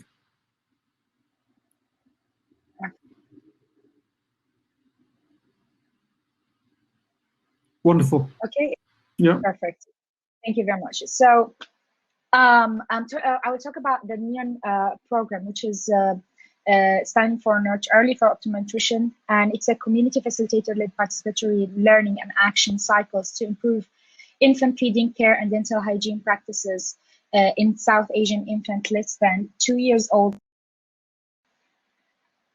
So we will talk about the community participatory research NEON program and the community engagement in NEON program, the facilitators to online community engagement and the barrier of the online community engagement. The NEON teams is led by the NEON program in general, is led by Professor Monica Lakenpole and Dr. Logan Manicam. And we do have a team from the academia and our partners in Tower Hamlet, in Newham, and Welcome Forest as a NEON core team. We also have an intervention development team, including people or community facilitators from different South Asian backgrounds working with us in this program in order to like in every step of this study, from the protocols, intervention development, and every data collection and dissemination. And also, we do have the steering team, people who are expert in the field and do the advisory role in this study. So the community participatory research. So the community participatory research is like a method of active engagement between the community members, and we use this. We use a participatory approach or methods in the NEON study in order to co-develop everything with the close collaboration with the people from the community. Usually we use it to co-develop low-cost community interventions. The UK health policies and provider also place increasing emphasis on the strengthening community services to having better health outcome. And in order to in line with the NHS 10 years plan, in order to move towards the community or engage the community with the health interventions, we have a NEON program, which is an example of an intervention that uses participatory learning and action cycles, which is a woman group cycles, a systematic approach in order to mobilize community. And we are targeting the South Asian community in East London for that aim. To optimize infant feeding care and dental hygiene practices within the South Asian community in East London. It's driven by the NHS policy of shifting towards the community strength. So the participatory action learning cycles, it's co-adapted from low-middle-income countries to the UK in order to improve infant feeding care and dental hygiene practices. And also the PLA cycles, it's iterative process, so it's a kind of a systematic community group discussion. It has 4 phases to mobilize the community. The first one is to they identify the problem together, they identify the solution together, and then they implement the solution, and then they evaluate it together. And this shift the power from the unidirection, like usually what's happening in the NHS from top down to bottom up. So we shift the power to the community, and they do have to decide what's the problem is actually, what's the solution that fed them, and then we help them to implement it and evaluate it together.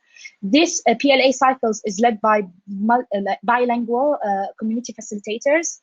The community facilitators are leader in the community, and they are working closely with the research team in order to co-adapt and co-develop this PLA intervention in the UK. And also to communicate with the community members who have whether in their local languages or in English, based on what they recommend or what they prefer. Sorry. So this is mainly about the NEON briefly. The NEON program started a few years ago. We started as a formative and feasibility study. So we worked closely with the community. We had interviewed people from the community from different perspectives, mothers, carers, parents, grandmother, grandfathers. Also we interviewed health professionals and community members, then we build evidence, or we have a better understanding what's the problem is with the Bangladeshi community. We started with the Bangladeshi community in Tower Hamlet. so we had a patient and public involvement during the formative and feasibility study. They were involved in the meet. We do have meetings with them, and also overviewing the study in general. And also we engaged in every step of the study, like in every single step, from the protocol development, data collection, facilitating, dissemination, reviewing data. So this was the engagement during the formative part of the study. We then tested the PLA cycle, the co-adapted PLA cycle within the community. We tested only 3 sessions of this, just to collect few feedback about it in order to apply it in the next stage of the study, which is the NEON phase 2 or stage 2 of the study, which is intervention, development, and pilot feasibility RCT, randomized control trial. And this study, the first step or the first phase of the NEON 2 is the intervention development, and this is through 4 steps. So we got the feedback from the NEON 1 finding from the community member, from people from the community who participate in this feasibility, and also the community facilitator who took a part in the NEON 1. We also recruit 5 community facilitators, and each one of them represent ethnic and language group of our study target population. So for this phase of the study, we expanded we moved from Bangladeshi only. We expanded a bit to include other South Asian community who and our target ethnicity or Bor, sorry, where Tower Hamlet, Newham, and Waltham Forest. We look into the data, and we see who is the most common or most prevalent ethnicity for the South Asian, and most common languages, local languages, speaking languages in those boroughs. And then we identified 5 groups: Indian who speak Gujarati, Indian who speak Punjabi, Sri Lankan who speak Tamil, Bangladeshi who speak Sylheti or Bengali, and so Indian, Gujarati, Bengali, Sylheti, and Pakistani who speak Urdu. And then after going to this meeting, so we had in total 8 meetings with the community facilitators. Those community facilitators, they are leaders in their community, and each one of them represent one of those the aforementioned ethnic language group. I had a meeting. We did meetings with them, 8 meetings in total. We started face-to-face, and then because of the pandemic, we had to move online, which was quite, I wasn't sure about it, how it's going to work, but it worked perfect. We did a training for them, how to use the Zoom platform. We did a group training, and then we did a one-to-one support for anyone who needed. All the 5 community facilitators were able to join those meetings and complete the meeting. So we did the first 2 meetings were face-to-face, and then the last 6 meetings were online. And then we had a community members workshop, and the community members workshops, let's move, yeah. So the community members workshops is with wider number from like members from the community, but it's more than, it's about 25 community member, what we're doing at the moment, workshops, online workshops. So just to validate the tools that we co-developed with them, to make sure it's not only tailored to 5 people from that community. We're trying to make sure that it is validated with a wider number of people from that community. This online workshops from people from South Asian community in Tower Hamlet, Newham, and Waltham Forest, and it's also to validate the intervention toolkit. So in total, we are going to have 4 to 5. Until now, we run 2 of them. It's undertaken online using the Zoom platform for our target population. And the recruitment of the participants were snowballing with the community facilitator network. Also, we use online advertising campaign using social media platform. Just to give an overview about the toolkit, the intervention toolkit that we are developing at the moment. This toolkit is going to be used in the RCT, in the randomized control trial, once we started the participatory learning and action cycle within the community. So it consists of picture cards. We do have the group manual. So this is something to guide the PLA group facilitators how to run this PLA. We do have the picture cards detailing the feeding care and dental hygiene practices. And here, like an example, I will explain it later now. Healthy baby recipes, online participatory community asset map, and list of resources and services supporting infant feeding care and dental hygiene practices. We were able to create culturally sensitive recipes. We collect recipes, cultural recipes for infants less than 2 years old during the meeting, community meetings with the South Asian community. First, we started to collect these recipes from the community facilitators, and then we took these recipes and review it with a public health nutritionist, Dr. Helen Crowley. She's from the First Step Nutrition, and she's an expert in the infant public health nutrition.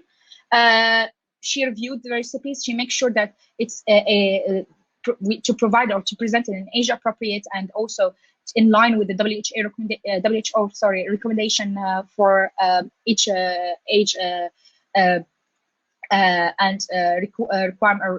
requirements. And also after that, after we reviewed with the public health nutritionist, we reviewed again with the community members in the workshop to make sure that it's validated with them, and we collect their feedback, and now we are finalizing this recipes. It's a great book, which including more than 30 recipes, culturally sensitive recipes for infants in a healthy way.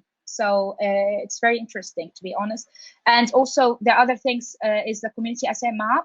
It's a map that have all the assets identified by the community that influence infant feeding and care, infant care and dental hygiene practices for the South Asian community, including different categories like healthcare, community centers, children's centers, libraries, workshops, stores, shops, low-cost fruit and vegetables. And for each asset that were identified by the community, we also add a note for each asset, why they choose it. So, for example, some of them, they choose it because it has a free parking. Some of them, they choose it because other reasons. So everything is mentioned, and it's from the community. We identified first in the meetings with the community facilitator, and then or with the workshops. And after that, it's now the final checking system with the NEON crew team and the people, our partners in and health visitors in each locality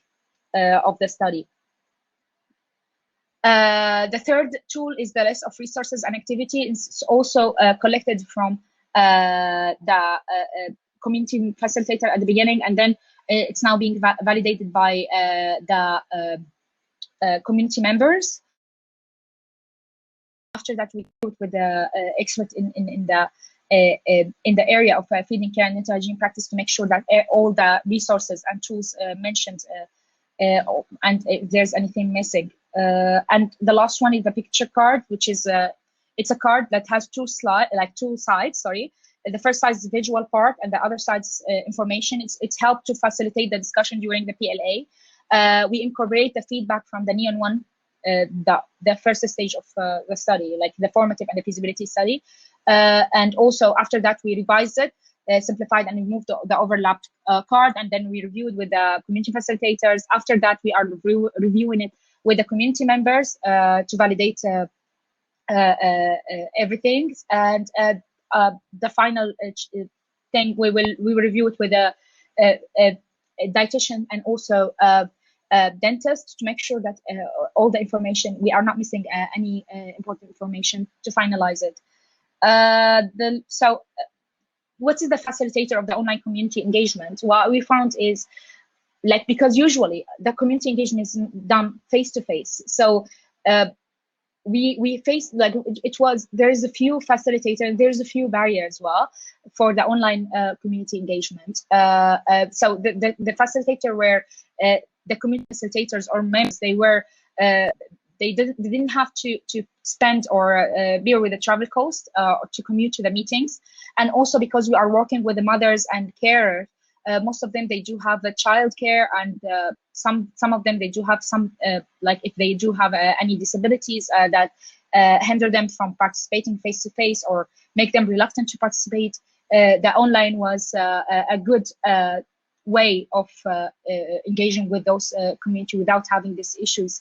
And also, one thing that we found useful from our experience is that the meetings are recorded. So sometimes, of course, with the consent of all the community members or facilitators or any participants, anyone who miss the meetings for any reason, if they requested, like some of them, they requested like they want to provide their feedback or they want to review. So after getting the consent, we were able to share the meeting with them. So they provided our feedback. So they are not missing actually this meeting. So it was useful. Some of the barrier that the increasing anxiety, depression, and other mental health because of the COVID could have an impact on the proactiveness and to participate online.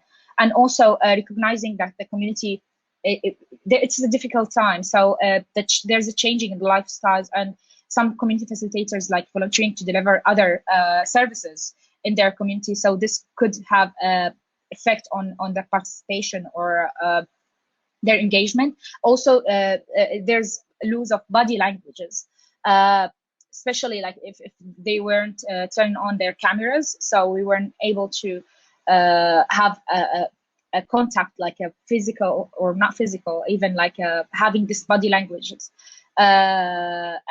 Also, the inequalities because of the digital, relying on the digital methods, could be should be like it could be the high stress, to be honest, like because it's really it could increase the inequalities for people who don't have this kind of internet connection or access to this tool. So this could have a greater experience for especially for people with the digital poverties. Thank you. Shereen, thank you very much. Great presentation. I wasn't aware this was with Monica. Monica is a good family friend. We've known each other for many, many years. Azhar, Chair, there's a question on there from Lilu. We'll just take one question in view of time.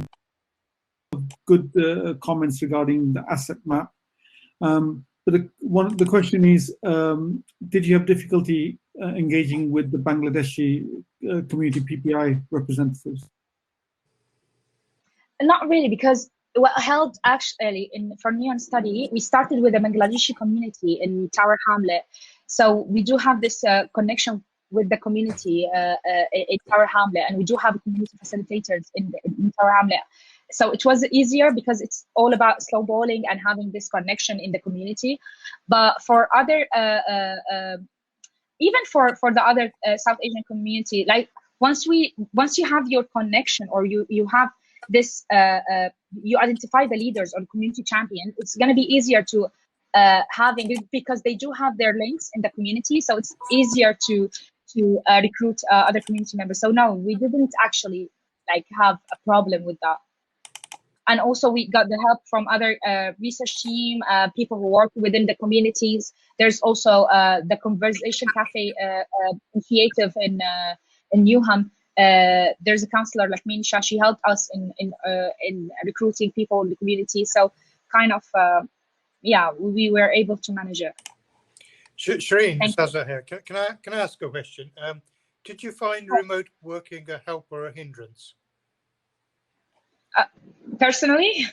No, I mean, I'm thinking in terms of community engagement, really, and because there's a lot of thought that actually working remotely is actually disadvantaging some communities. I just wondered your reflections on that.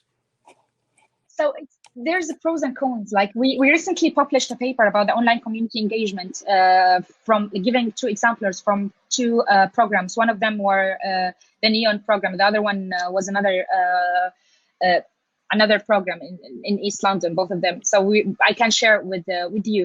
But the thing is, from my personal view, I think there's pros and cons. Like, it helped us to run these meetings in holiday times or at evening time. You know, it's like choosing a more convenient time that if it was face-to-face, they wouldn't be able to have these meetings, especially during Ramadan, for example, for the South Asian community, and also for holiday time. We also, so once they know how to run this online, it was easier for them. So having this training was very useful for the community facilitator, but I'm not sure about if it was like a larger number. So we were able to manage for about 30 in total participants, like about 30, including the community facilitators. So yeah, there was some cons, like not like when you are face to face, you can trying to engage more with them, so you can try to build this trust, and you also have this physical interaction, which there's a pros and cons. So I really can't comment, but I think that the digital community engagement or the online community engagement could be a good option in order to like during this kind of time, lockdowns, and as other alternative to the face-to-face one, to be honest. And the other things is that we are evaluating in the PLA. Once we start the randomized control trial, we're gonna evaluate the digital part, because we're gonna have 3 arms. The first one, the face-to-face PLA arm, and we added contact-free, which is the online PLA arm, and we're gonna evaluate it, and we're gonna see. So yeah. Okay, brilliant. Thank you very much. I think in interest of time, Kamlesh, we need. Yeah, I'll switch off and you carry on sharing. I'm sorry, just to the audience, Azhar keeps dropping off. He lives in a nice country manner. Unlike some of us, I'm in my clinic at the moment. Unlike some of us who've been brought up in the inner city and still stuck there, Azhar. All right. Okay. Right. Let's move on then. Our next presenter is Dr. Priya Paudyal from the Brighton and Sussex Medical School. And she's going to talk, she or he, I don't know, is Priya she? Yes? Yeah. Going to talk about, of course, the development implementation of resources on COVID-19, very topical to support BME communities. So Priya, over to you. Sure. I'll try to share my slides. Hopefully it will work. If not, I think someone from the team might have to help me. I think, Laura, we have the same problem. Maybe someone from there can share the slide for me, please. Thank you.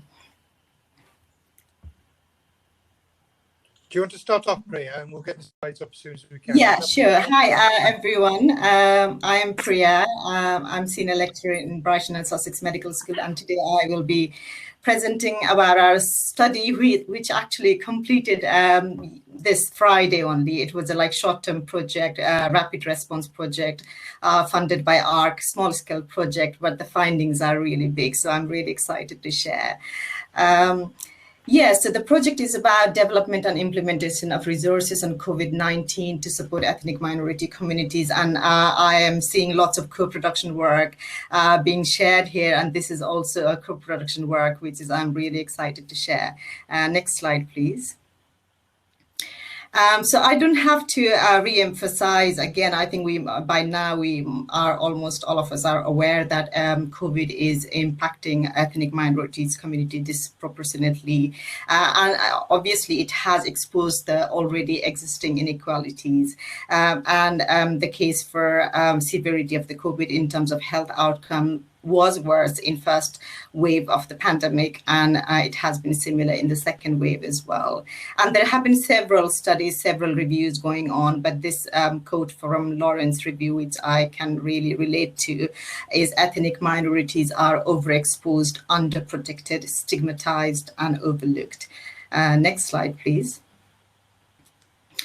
So we all know that effective health communication is very, very important if we want to change health behavior and improve the health outcomes. But what we can see in the media and government resources and in most of the available resources, they have been in English.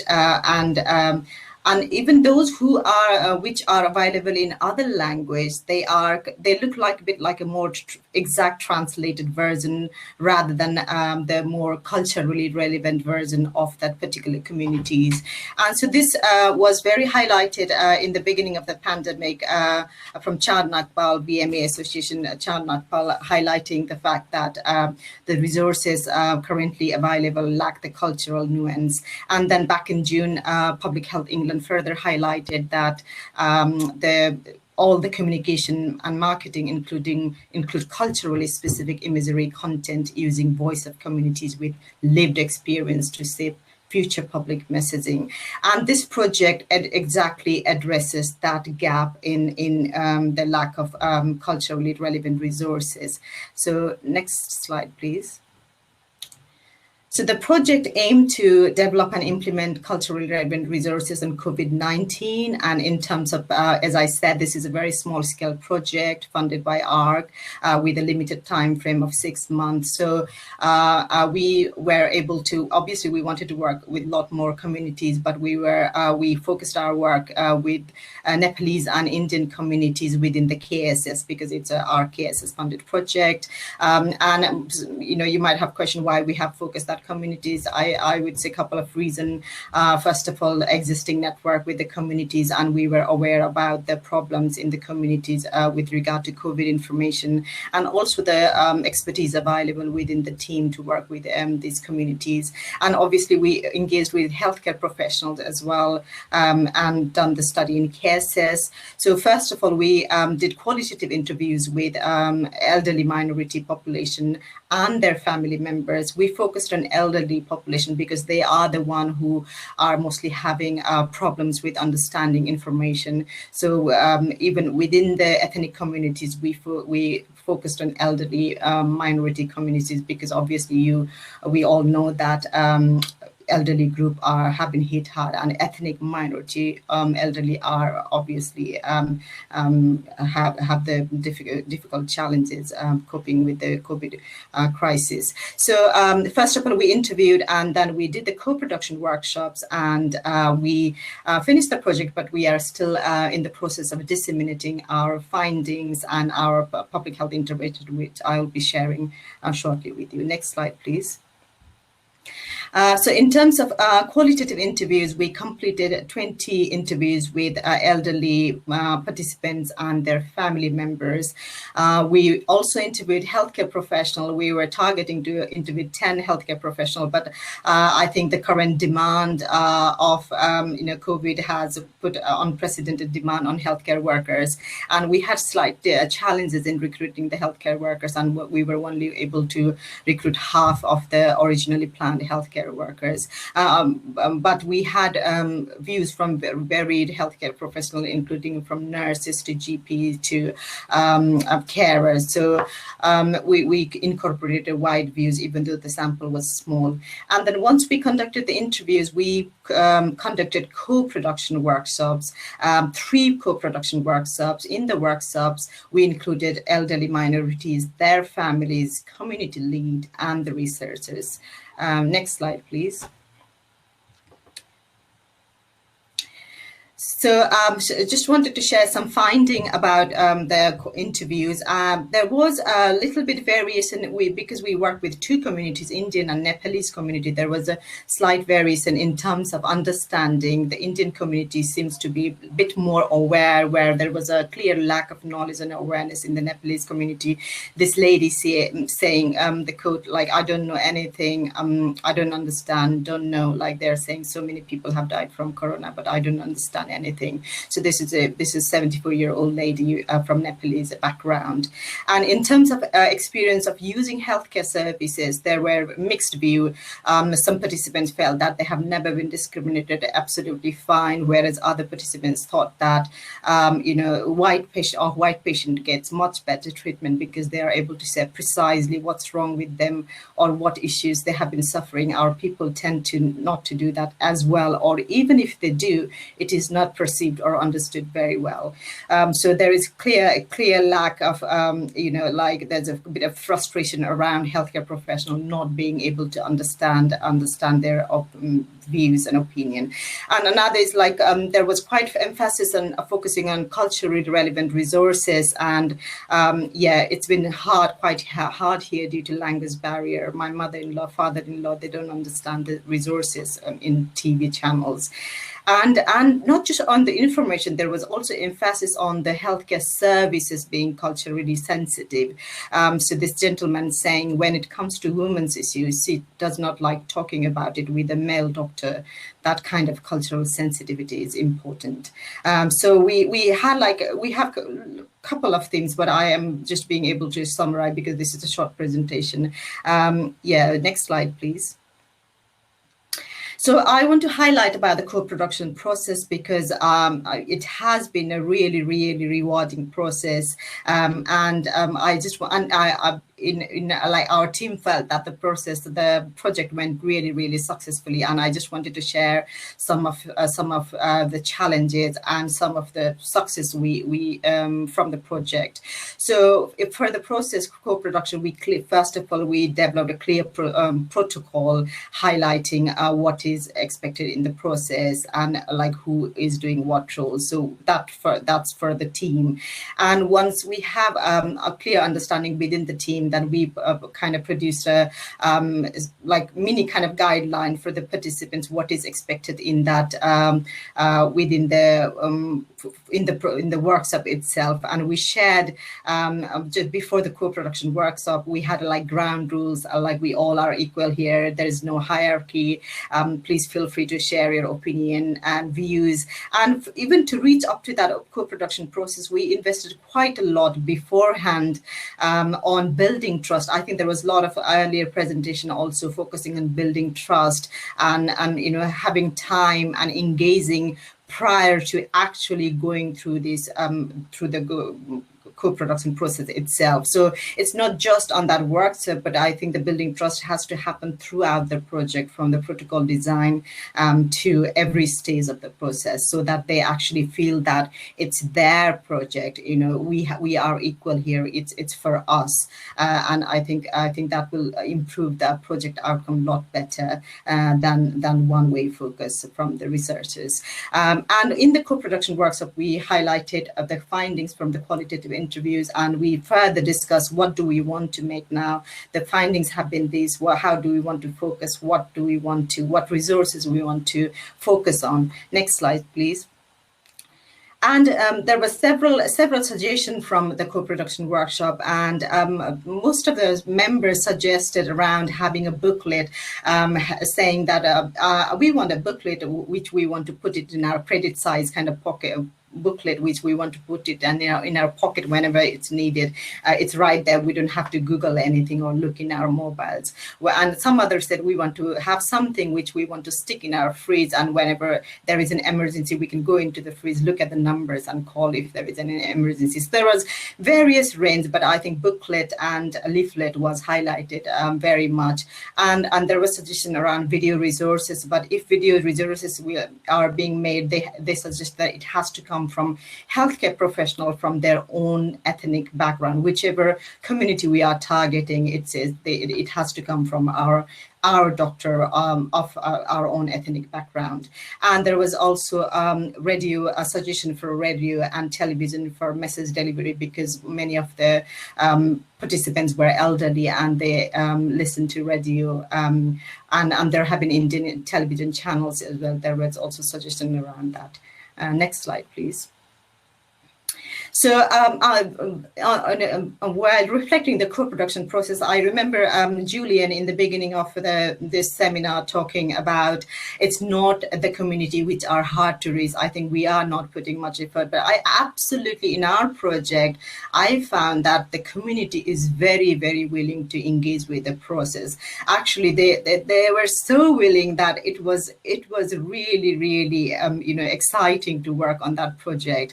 And we as a researcher, what we have to ensure is that we have to make sure that the voices of the community is heard, and it's more like two-way interaction, not using community just as a passive recipient of the message or the resources. And absolutely, when in the co-production process, the resources, anything we produce must be guided by their personal experience. And this quote, I really find it powerful. It came from the co-production workshop, not from the qualitative interview. It says COVID-19, and we're talking about like there were lots of animated video in the YouTube and other resources, and we're talking about if you want a video, what kind of video you want. And they were saying COVID-19 is a serious disease. We cannot rely on cartoon characters to deliver the message. The message must come from healthcare professionals from our ethnic background.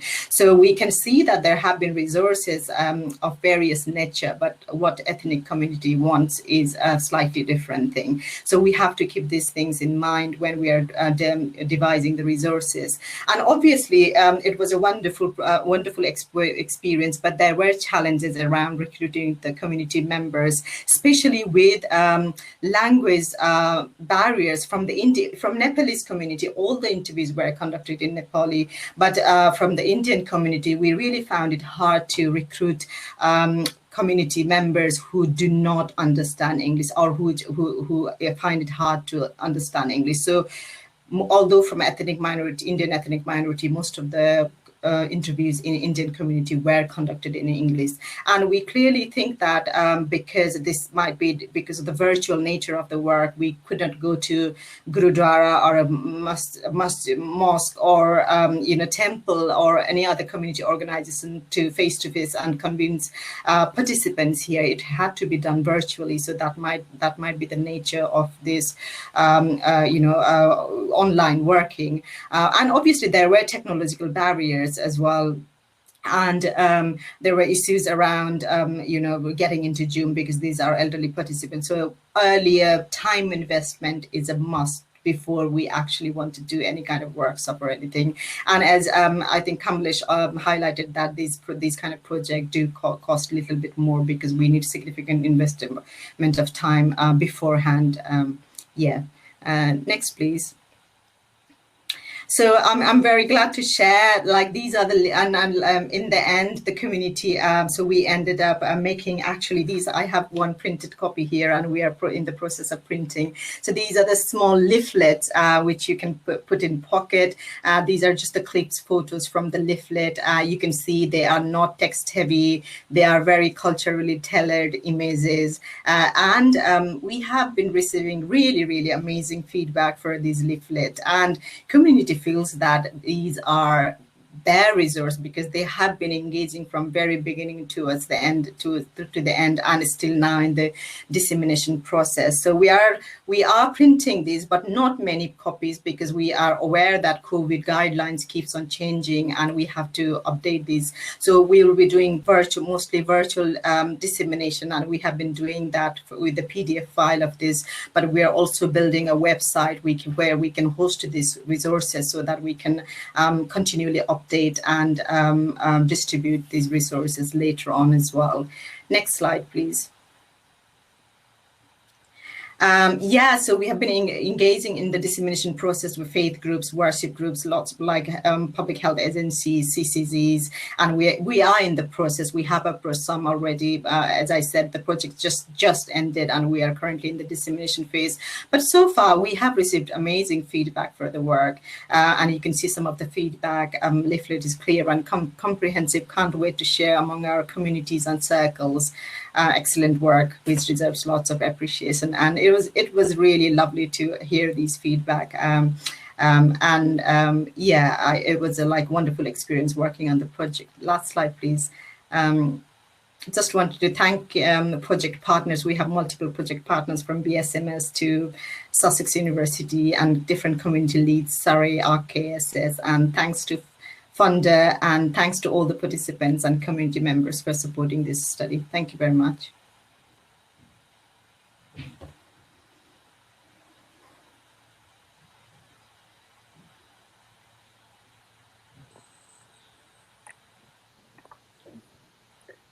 Thank you very much, Priya, for that. That's excellent presentation. I don't know if Kamlesh is still there. I can't see the questions online if there are any. No, there's I can't see any. I've got one question though, Priya, if that's okay for you to take. Yeah. You focused on two communities here, which was the Indian community and the Nepalese community down in your part of the world. So why did you pick those communities? Are they the predominant communities? And what's your advice for areas where they've got many communities? Because clearly you found significant differences just in these two communities, didn't you? Yeah, I think I had mentioned briefly on my presentation as well. So there are a couple of things why we chose that communities. First of all, we have been working with this community for other, like we have established network with these communities, and we were aware of the problems they are facing with regard to COVID information. And also it depends upon like which whether you have networks, because this was the rapid response project and there wasn't much time to have, like, you know, you said like your evidence center had 10 years to build that networks with the communities, but this had to be done in quite quickly. So it was based on already established networks, being aware of the problem of that communities, and also what resources or expertise are available within the team members, and whether the team can do the work within that community circles or not. Yeah, obviously, but when we are choosing, I think if we have time and resources, it's always best to do the need assessment first, even before like targeting. Yeah, yeah, definitely. It shows the challenges of heterogeneity and how, particularly if you're in an area of different communities, what a challenge it is. Okay, shall we move on? Azhar, just a quick question before we move on in view of time. There's a question from Carol here, Priya. Interesting finding about people wanting written information. Do you think it's best method considering frequent changes in advice and guidance? Eat in, eat out, stay in, stay out, changing all the time. So, you know, how do we keep up to date with all the written information? Yeah, that's what because we wanted to create living resource, which means that we can update along with the guidelines changes. That's why we are not printing many copies. I think we are mostly circulating the resources electronically. But for the communities who engaged in the project, they were really keen to have printed copies to put in their pockets and, you know, like to disseminate around their circle. So we are not printing that much because of the changing nature of the guideline, but we'll be circulating more via electronically with updated information as the time goes. Super. On. Thank you very much, Priya. Okay, that's fantastic. Thank you. So we'll move on to our next presenters, who are from the ARC Greater Manchester team. We've got Sue Wood and we've got Anila McAvoy. And they're going to talk about the Greater Manchester Public Community Involvement and Engagement Forum. So I guess the issue of heterogeneity is going to really come up here, I'm predicting. So over to Sue and Anila. Hi. Hi. The two of you or just you, Sue? Sue's coming on as well. Sorry, I don't know why it says you on my. I'm Anila. My name's not come up on my video link. Sorry. Sue's going to be sharing the slides. Thank you. So typically we'd split the presentation, so Sue was going first. So let me just refresh on what we were talking about. So obviously Sue and I are from ARC Greater Manchester. Sue is the head of ARC and I'm the Public Community Involvement and Engagement Facilitator. Sorry about that, wouldn't let me in for some reason. Oh, Sue's joined. Whoa, thank you. Sorry about that. I've just introduced us, Sue. Sorry about that. Thank you very much. So Anila and I are from Greater Manchester ARC, and Greater Manchester has a population of about 2.8 million people currently. And it's one of the fastest growing economies in the country, but also we have a lot of health inequalities. A lot of people die younger in Manchester than anywhere else. They get cardiovascular and respiratory illnesses in much younger age groups, and also live longer with illness. So we have quite a lot of health concerns to deal with. We've got about a ethnic minority population of about 11.9% according to the 2011 census, but obviously we're due to get updated on those figures. So we're one of 15 ARCs in England, as you've met many of them already today. And one of the main asks of ARCs is that we are working nationally. So we are very much linked in with all of the other ARCs with our work, and we all attend the ARC involvement community group that's set up across all 15 ARCs, which means we can really share our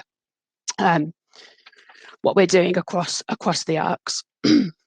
Next slide, please.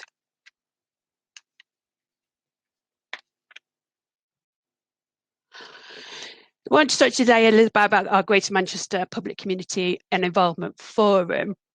ARC Greater Manchester is hosted within Health Innovation Manchester, alongside our Academic Health Science Network and our Academic Health Science Centre, which enables us to work really closely together across multiple asks of research and innovation.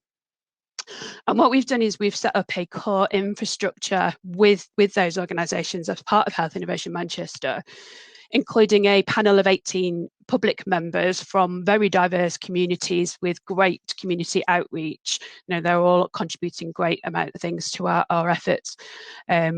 And also we've set up our forum. Now the forum is specifically for staff and public members from multiple organisations, including voluntary community social enterprise sector, health and social care providers and commissioners, our GM Health and Social Care Partnership, which is manages our devolved budget, our NHR infrastructure, including the Clinical Research Network and the Biomedical Research Centre, and our 4 universities. So we're all working together to support our efforts. Next slide, please. So the purpose of the forum has been to provide opportunities to collaborate. Over the next, perfect, thank you.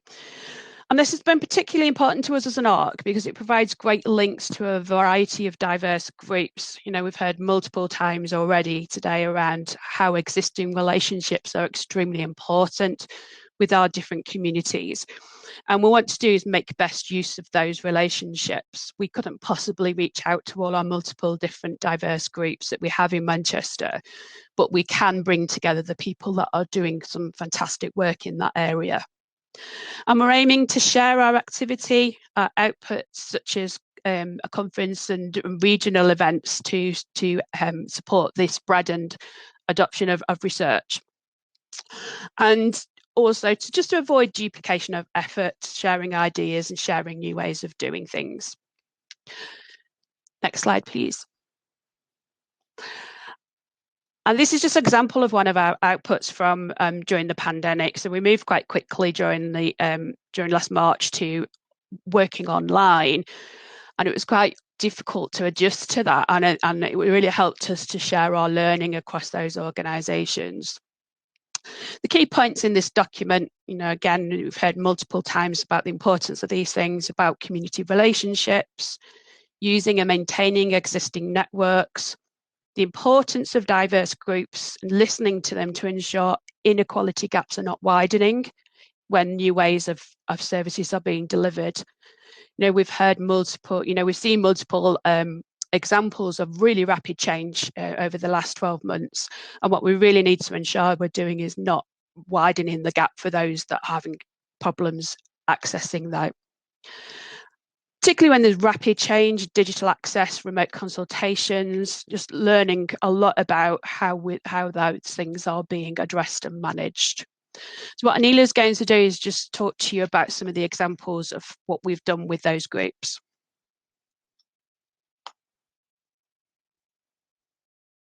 So if we put on the next slide, please.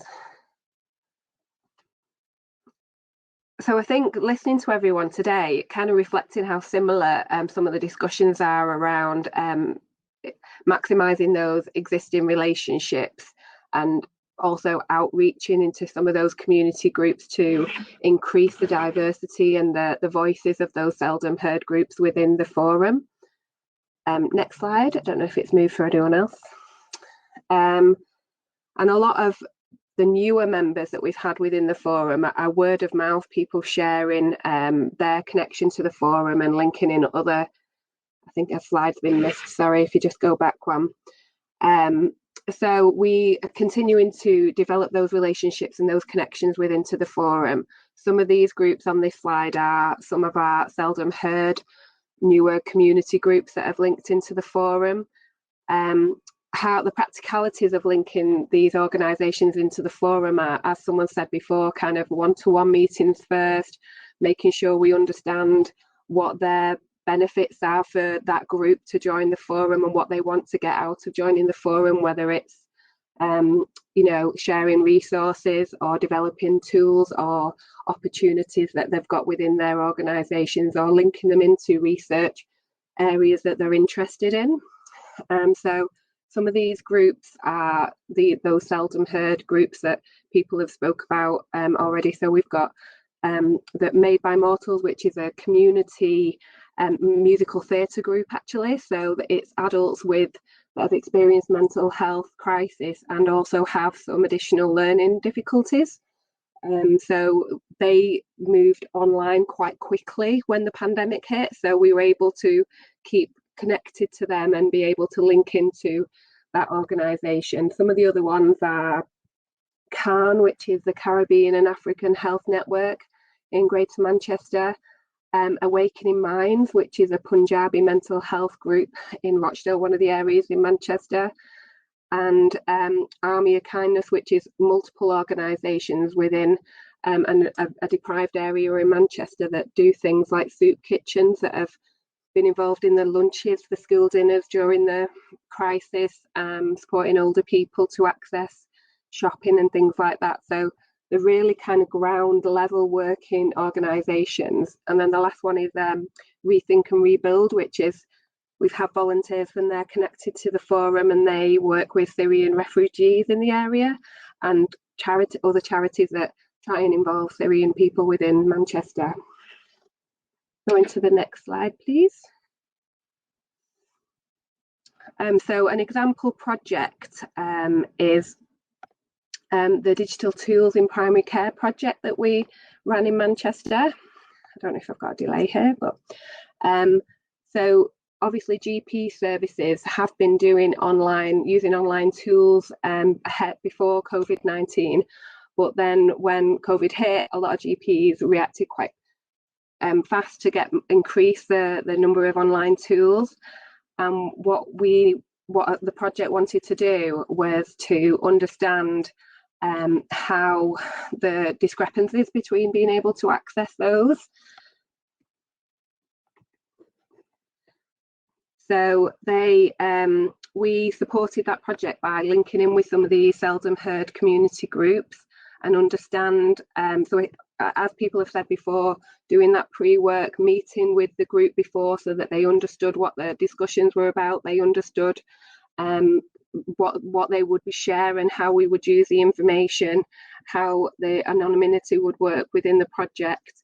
And we met with some of these groups, particularly the Made by Mortals group, which was the musical theatre group, and had a couple of sessions allowing them to ask all the questions that they needed to before we even went into the discussion.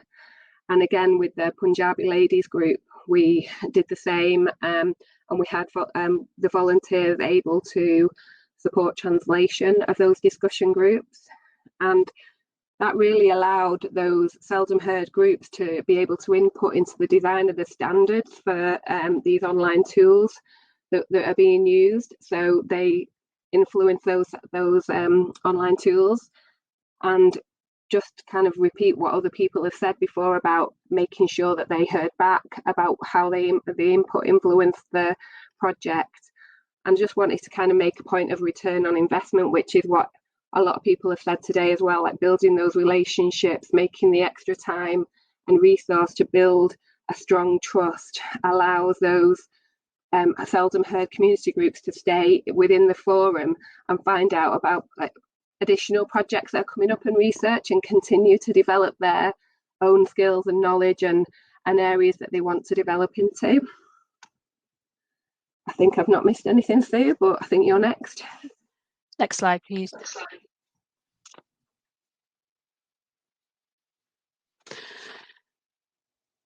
So I just wanted to finish talking about our involvement with Include, which has already been mentioned several times today. And what we're about to embark on with University of Manchester and the Trial Forge Centre at the University of Aberdeen is to evaluate and develop the Include tool as part of those work packages that were discussed earlier on. The tool will support researchers to carefully consider inclusion of underserved groups in every research funding bid. And also it requires working closely with our groups in order to ensure that the outputs of the tool directly and fully consider underserved groups that could benefit from the proposed research.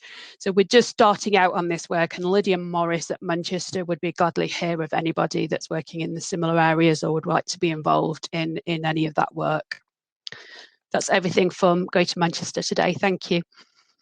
I just wanted to pick up a question in the chat about existing relationships and community groups.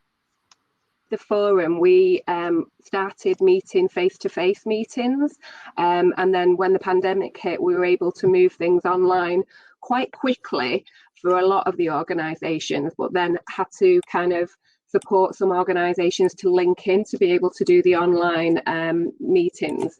And actually we didn't miss a meeting. We meet monthly, and the membership has been growing, so those connections are still and spreading out across Manchester. So the pandemic allowed us, I think someone mentioned before about the pros and cons of the pandemic and going online. And actually it allowed some community groups that wouldn't have had the time in the day to be able to attend the meetings. The meetings are an hour that you're doing from home.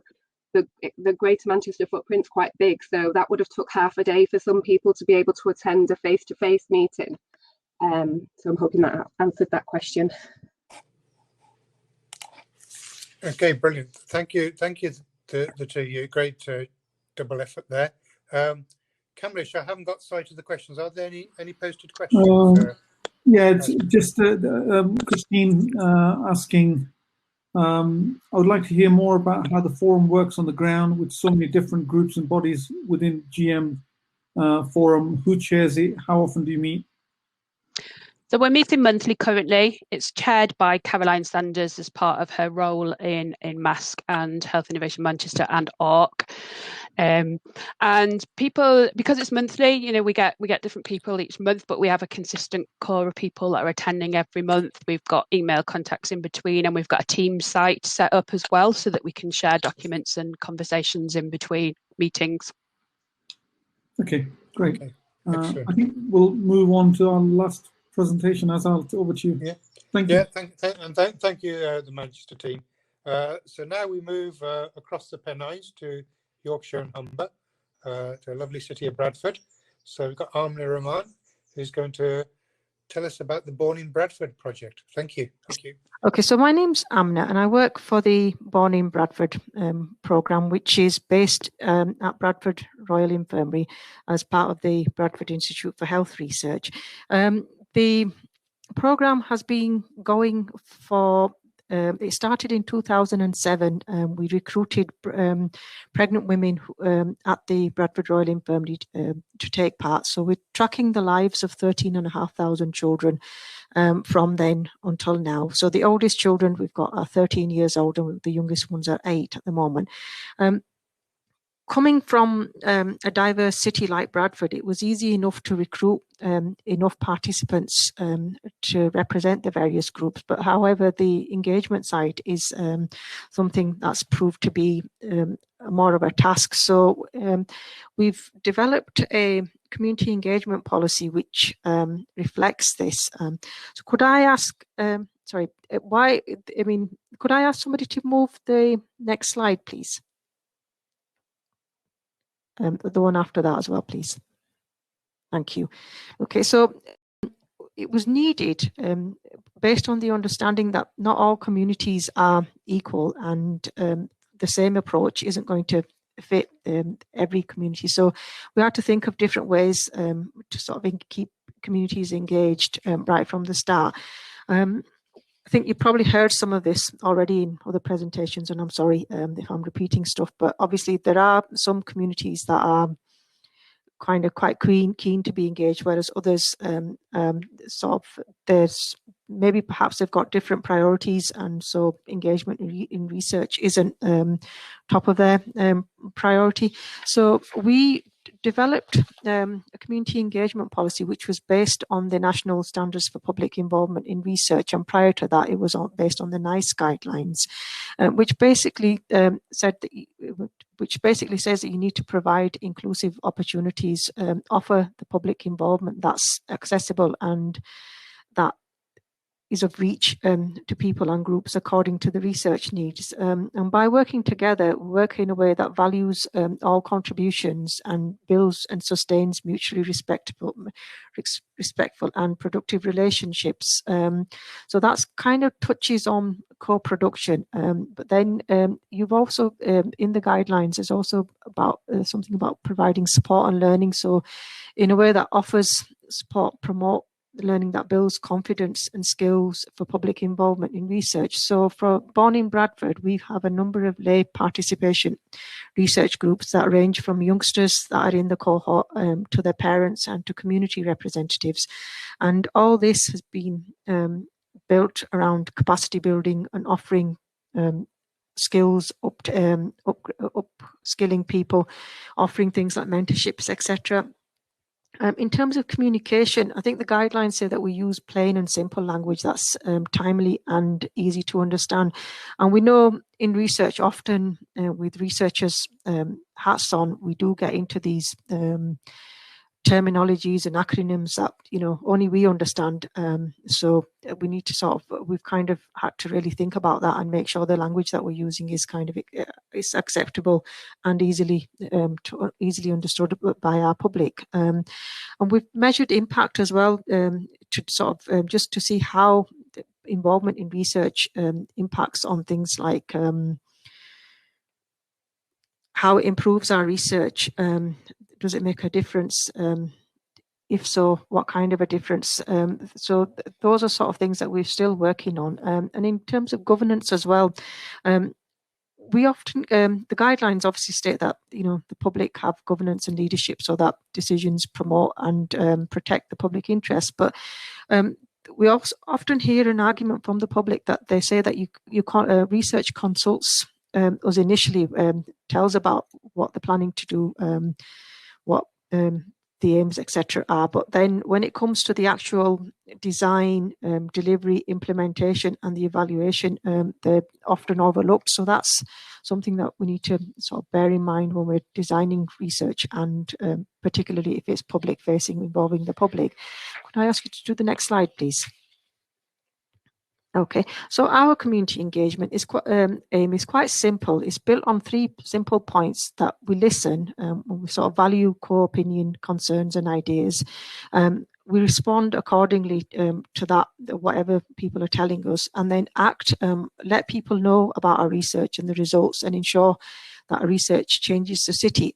Often you get people come to us and say, oh, so you do all this research, but what do you actually do with it?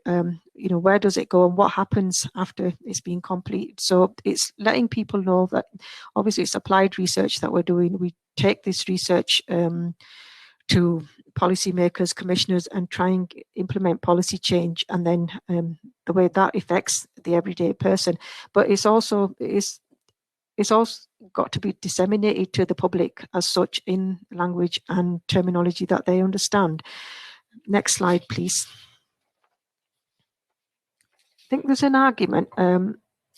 This was a systematic review that was conducted, asking whether it actually made that there's any evidence to suggest that public involvement makes a difference in terms of engagement, development, health promotion, etc. Overall, I think the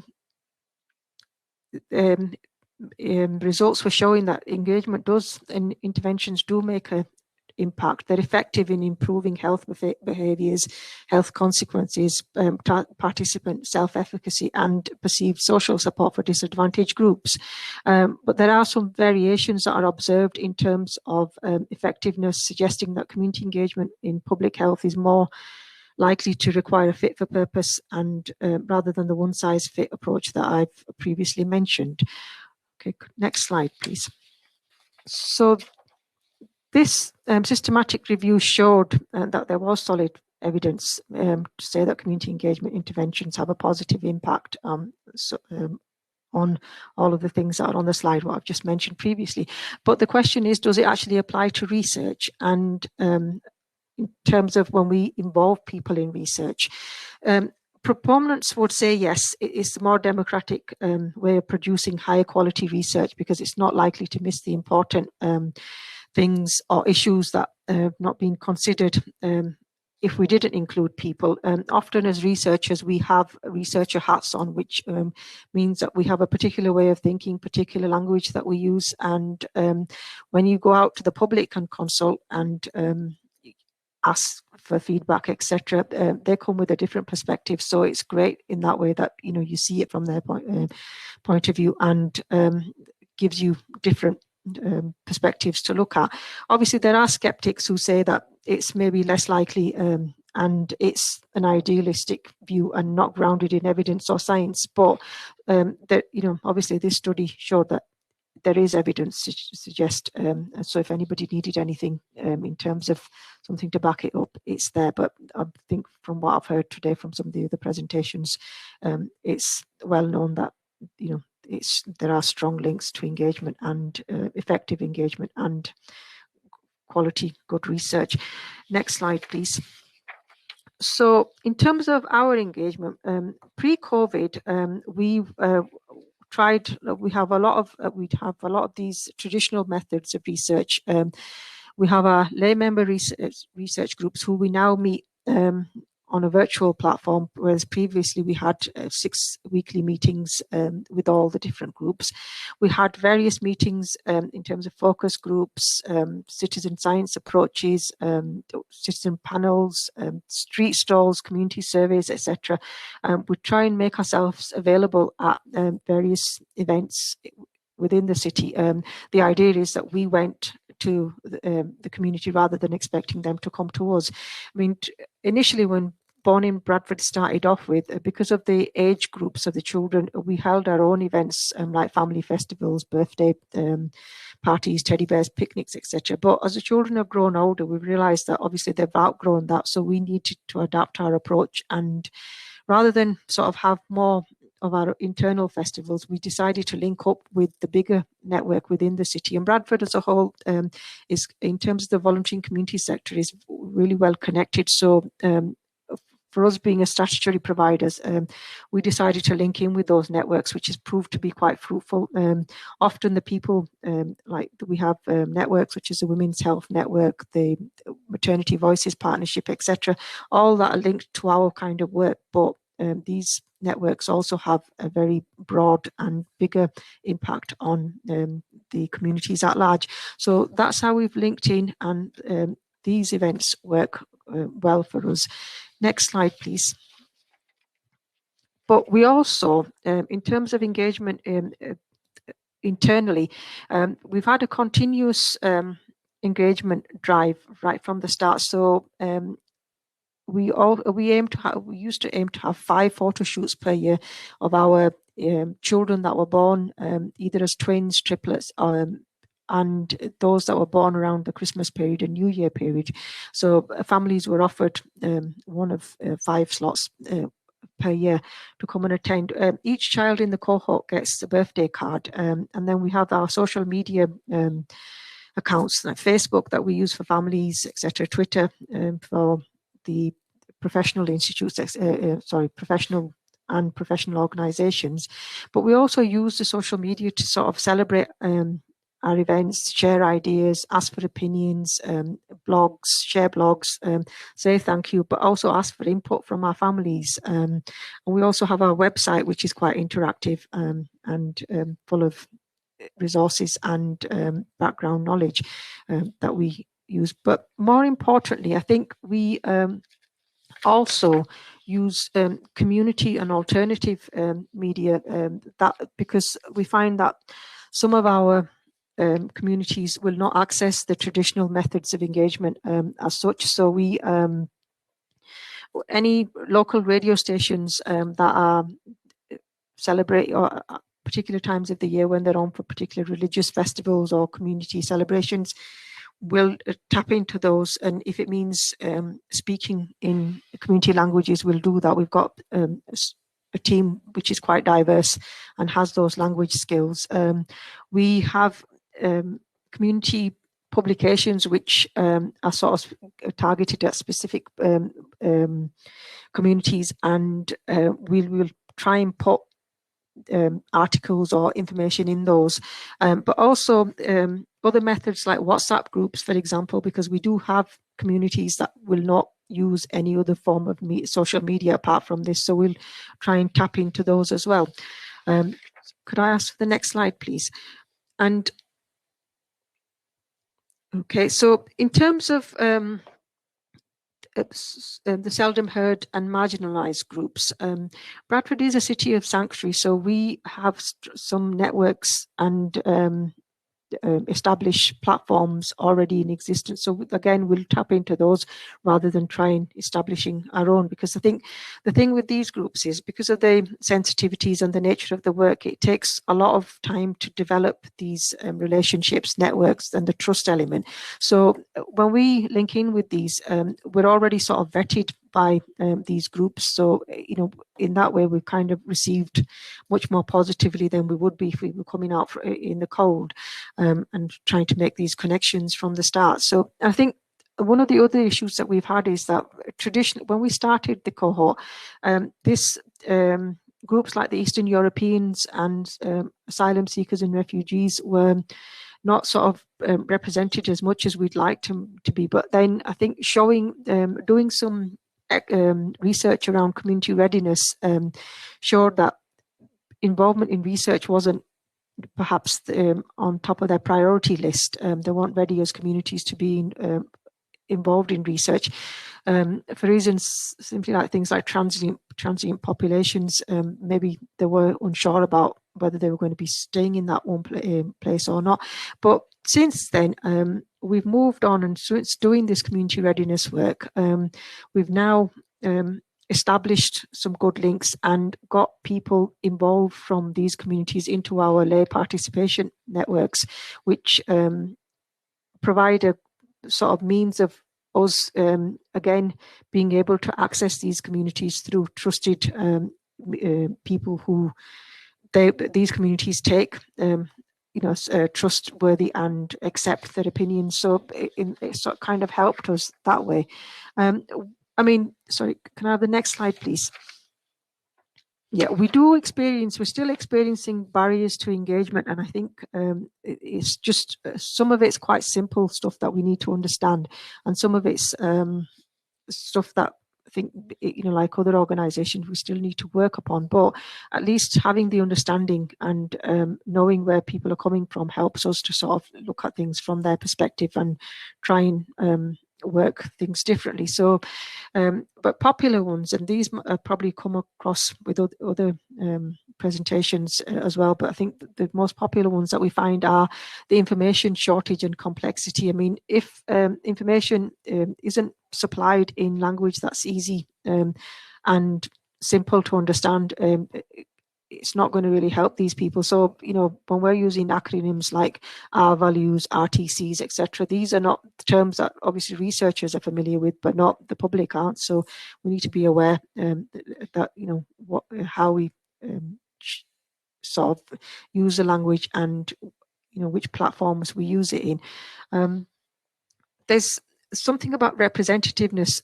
Often you get the people who are too articulate and too vocal who are there at a lot of these platforms. I'm sorry, but my lights are just going to go off. I'm just going to quickly switch them on. Just give me 2 seconds. Thank you. Well, please.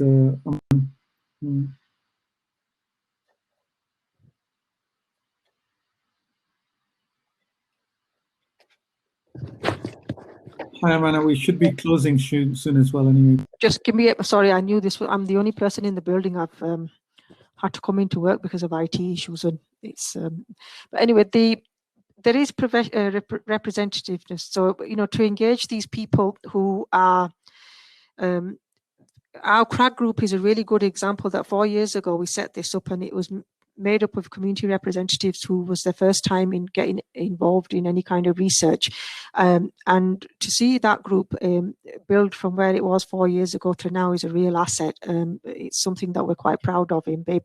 Other things, professional resistance. I mean, luckily at BIB, our researchers are quite committed to community engagement and understand its important and value. But there is, in some other circles, there is that resistance, and professionals still don't see it as something that's beneficiary to the service or anything. They think the public maybe doesn't have anything useful to say. The cost of involvement, obviously, I think costing is important. It needs to be built into any kind of planning, etc., that we do in terms of research. And it's not, it's a slow and steady process. So, when building into research projects, it needs to be there from the start to the finish, rather than just something that we do ad hoc and then leave. And obviously the staff skills, I mean, a lot of people do research, but there is a particular kind of skill that's needed to do the community engagement, and it comes from the knowledge of understanding communities, grassroots knowledge, working relationships, trust and capacity building, and those sort of soft skills that are needed to do this sort of work. So it's kind of important to recognize that's a part of that. Okay, I'll stop my presentation there, but if there's any questions, so if you move it on to the next slide, and if there's any questions, I'll take those now. I think some of it's the stuff about working with COVID, pre-COVID, and within those, it's already been mentioned, but and I've kind of touched upon this, but if there's any, I can't see any questions on the chat, but if there are, I'm happy to take them. Aman, thank you very much for that presentation. Azhar's back. Just wanted to ask, there's one question, I think we better move on to final panel discussion just for a few minutes. Is, do you compensate your PPI and how do you determine that?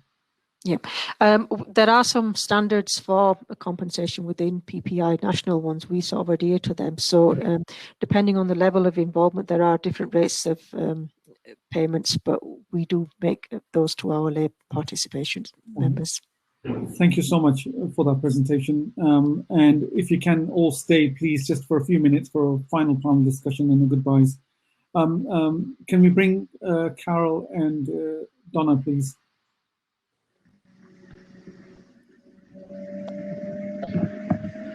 Okay, we're not getting any questions or anything, but we'll just wait for Carol to come through. Yeah, while Carol's joining, sorry about my line. I've heard most of it actually, though obviously I cut out a few times. Obviously, there's a huge amount of work going around the country. Yeah. We've learned from 6 different ARCs, including Leicester today. Just in terms of the national lead role of our ARC in Leicester, the BME Centre, Kamlesh and Donna, maybe what do you think is the role in terms of sort of bringing much of this work together in terms of sharing good practice and working together basically to get more sort of leverage on our work collectively?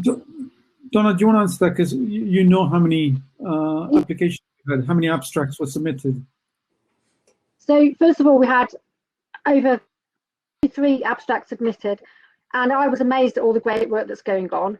I think it's a shame that we couldn't present it all today. And as I've already said in the chat, this outside of these, so the PPI leads also. That's enough people that we can share all this. We meet outside of the national sectors meetings in the interim, so maybe that's another avenue. But definitely there are other forums out where we are sharing all of this good practice, and that's how I would see it going like this. Because it was a shame we couldn't get everybody to present, but Michelle keeps sending the link around with all of. If anybody's got any. Okay. I think we're having connection problems, Donna. Maybe we should, I think, in view of time, close. But everyone who stayed on, will send you the evaluation forms. If you can give us input into what you'd like to see the group do for the future meetings, it will be useful. Azhar, do you want to comment, have some last word, and then I'll close, please? Yeah. I mean, it's really fantastic to see all the work that's going on. I saw some of the other submissions as well, and clearly the presenters today were really fantastic. I think I would just say that we're in Leicester here to support you. We've got, I mean, I described some of the tools we've got for training, the BME toolkit, the cultural competency training that we've got. And those sort of questions did come up, I think, in the presentations around sharing best practice. Clearly, it's a two-way learning thing as well. So events like this, more of, hopefully once COVID dies down. Okay. Carol, do you want to give us some last words from you before we close? I'd like everyone to stay because we've got a treat for you just in 2 minutes, please. Apologies, I had a connection problem then, so I've missed what was being spoken about, but I just want to say, I think just the last, your reflections, and yeah, that's. I just think that this is a really good forum for us to create these networks, sharing best practice, to put people in contact across each of the arcs, so that we can take forward this work that's in presenting today. So I think there is opportunities for future events that will connect more people. Yeah. Thanks. I'm just going to summarize, share my screen and summarize for you. You'll have to speak up if you can see me. Can you see my slides, Carol? Yeah, excellent. So I just want to summarize. First of all, thank you, everyone. And I know a lot of people have to go out, but there's still 80-odd people, which is incredible. Really, this was our first event. It was to celebrate and share and network. And I think there's been a lot of network that's gone on in the chat. I'd like to thank quite a lot of people, as well as yourselves, for putting the abstracts forward and joining us today.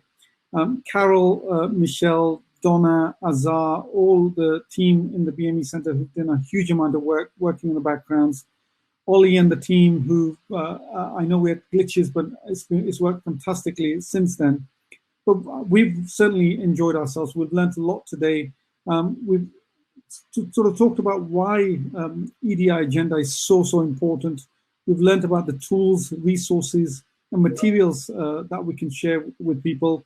We've learned all the way from women's health all the way to child health. But I think the one thing cutting across everything is the community engagement that's running through this. That's so important. And I think, again, there's a lot of sharing to do there. In terms of normally what we would have had is you would have been here on a face-to-face meeting. We've known to be good hosts and entertain people. So we would have taken you out for a really nice dinner. We would have had these for starters. We would have had this for a main meal, some of the best cuisines in Leicester. We would have then gone on to our sweets and puddings, and I know all of you love these and you would recognize them. Once you'd had your 4,000 calories, we would have moved on to onto the dance floor and would have had some dancing. Sorry, we'll just come back to the dancing.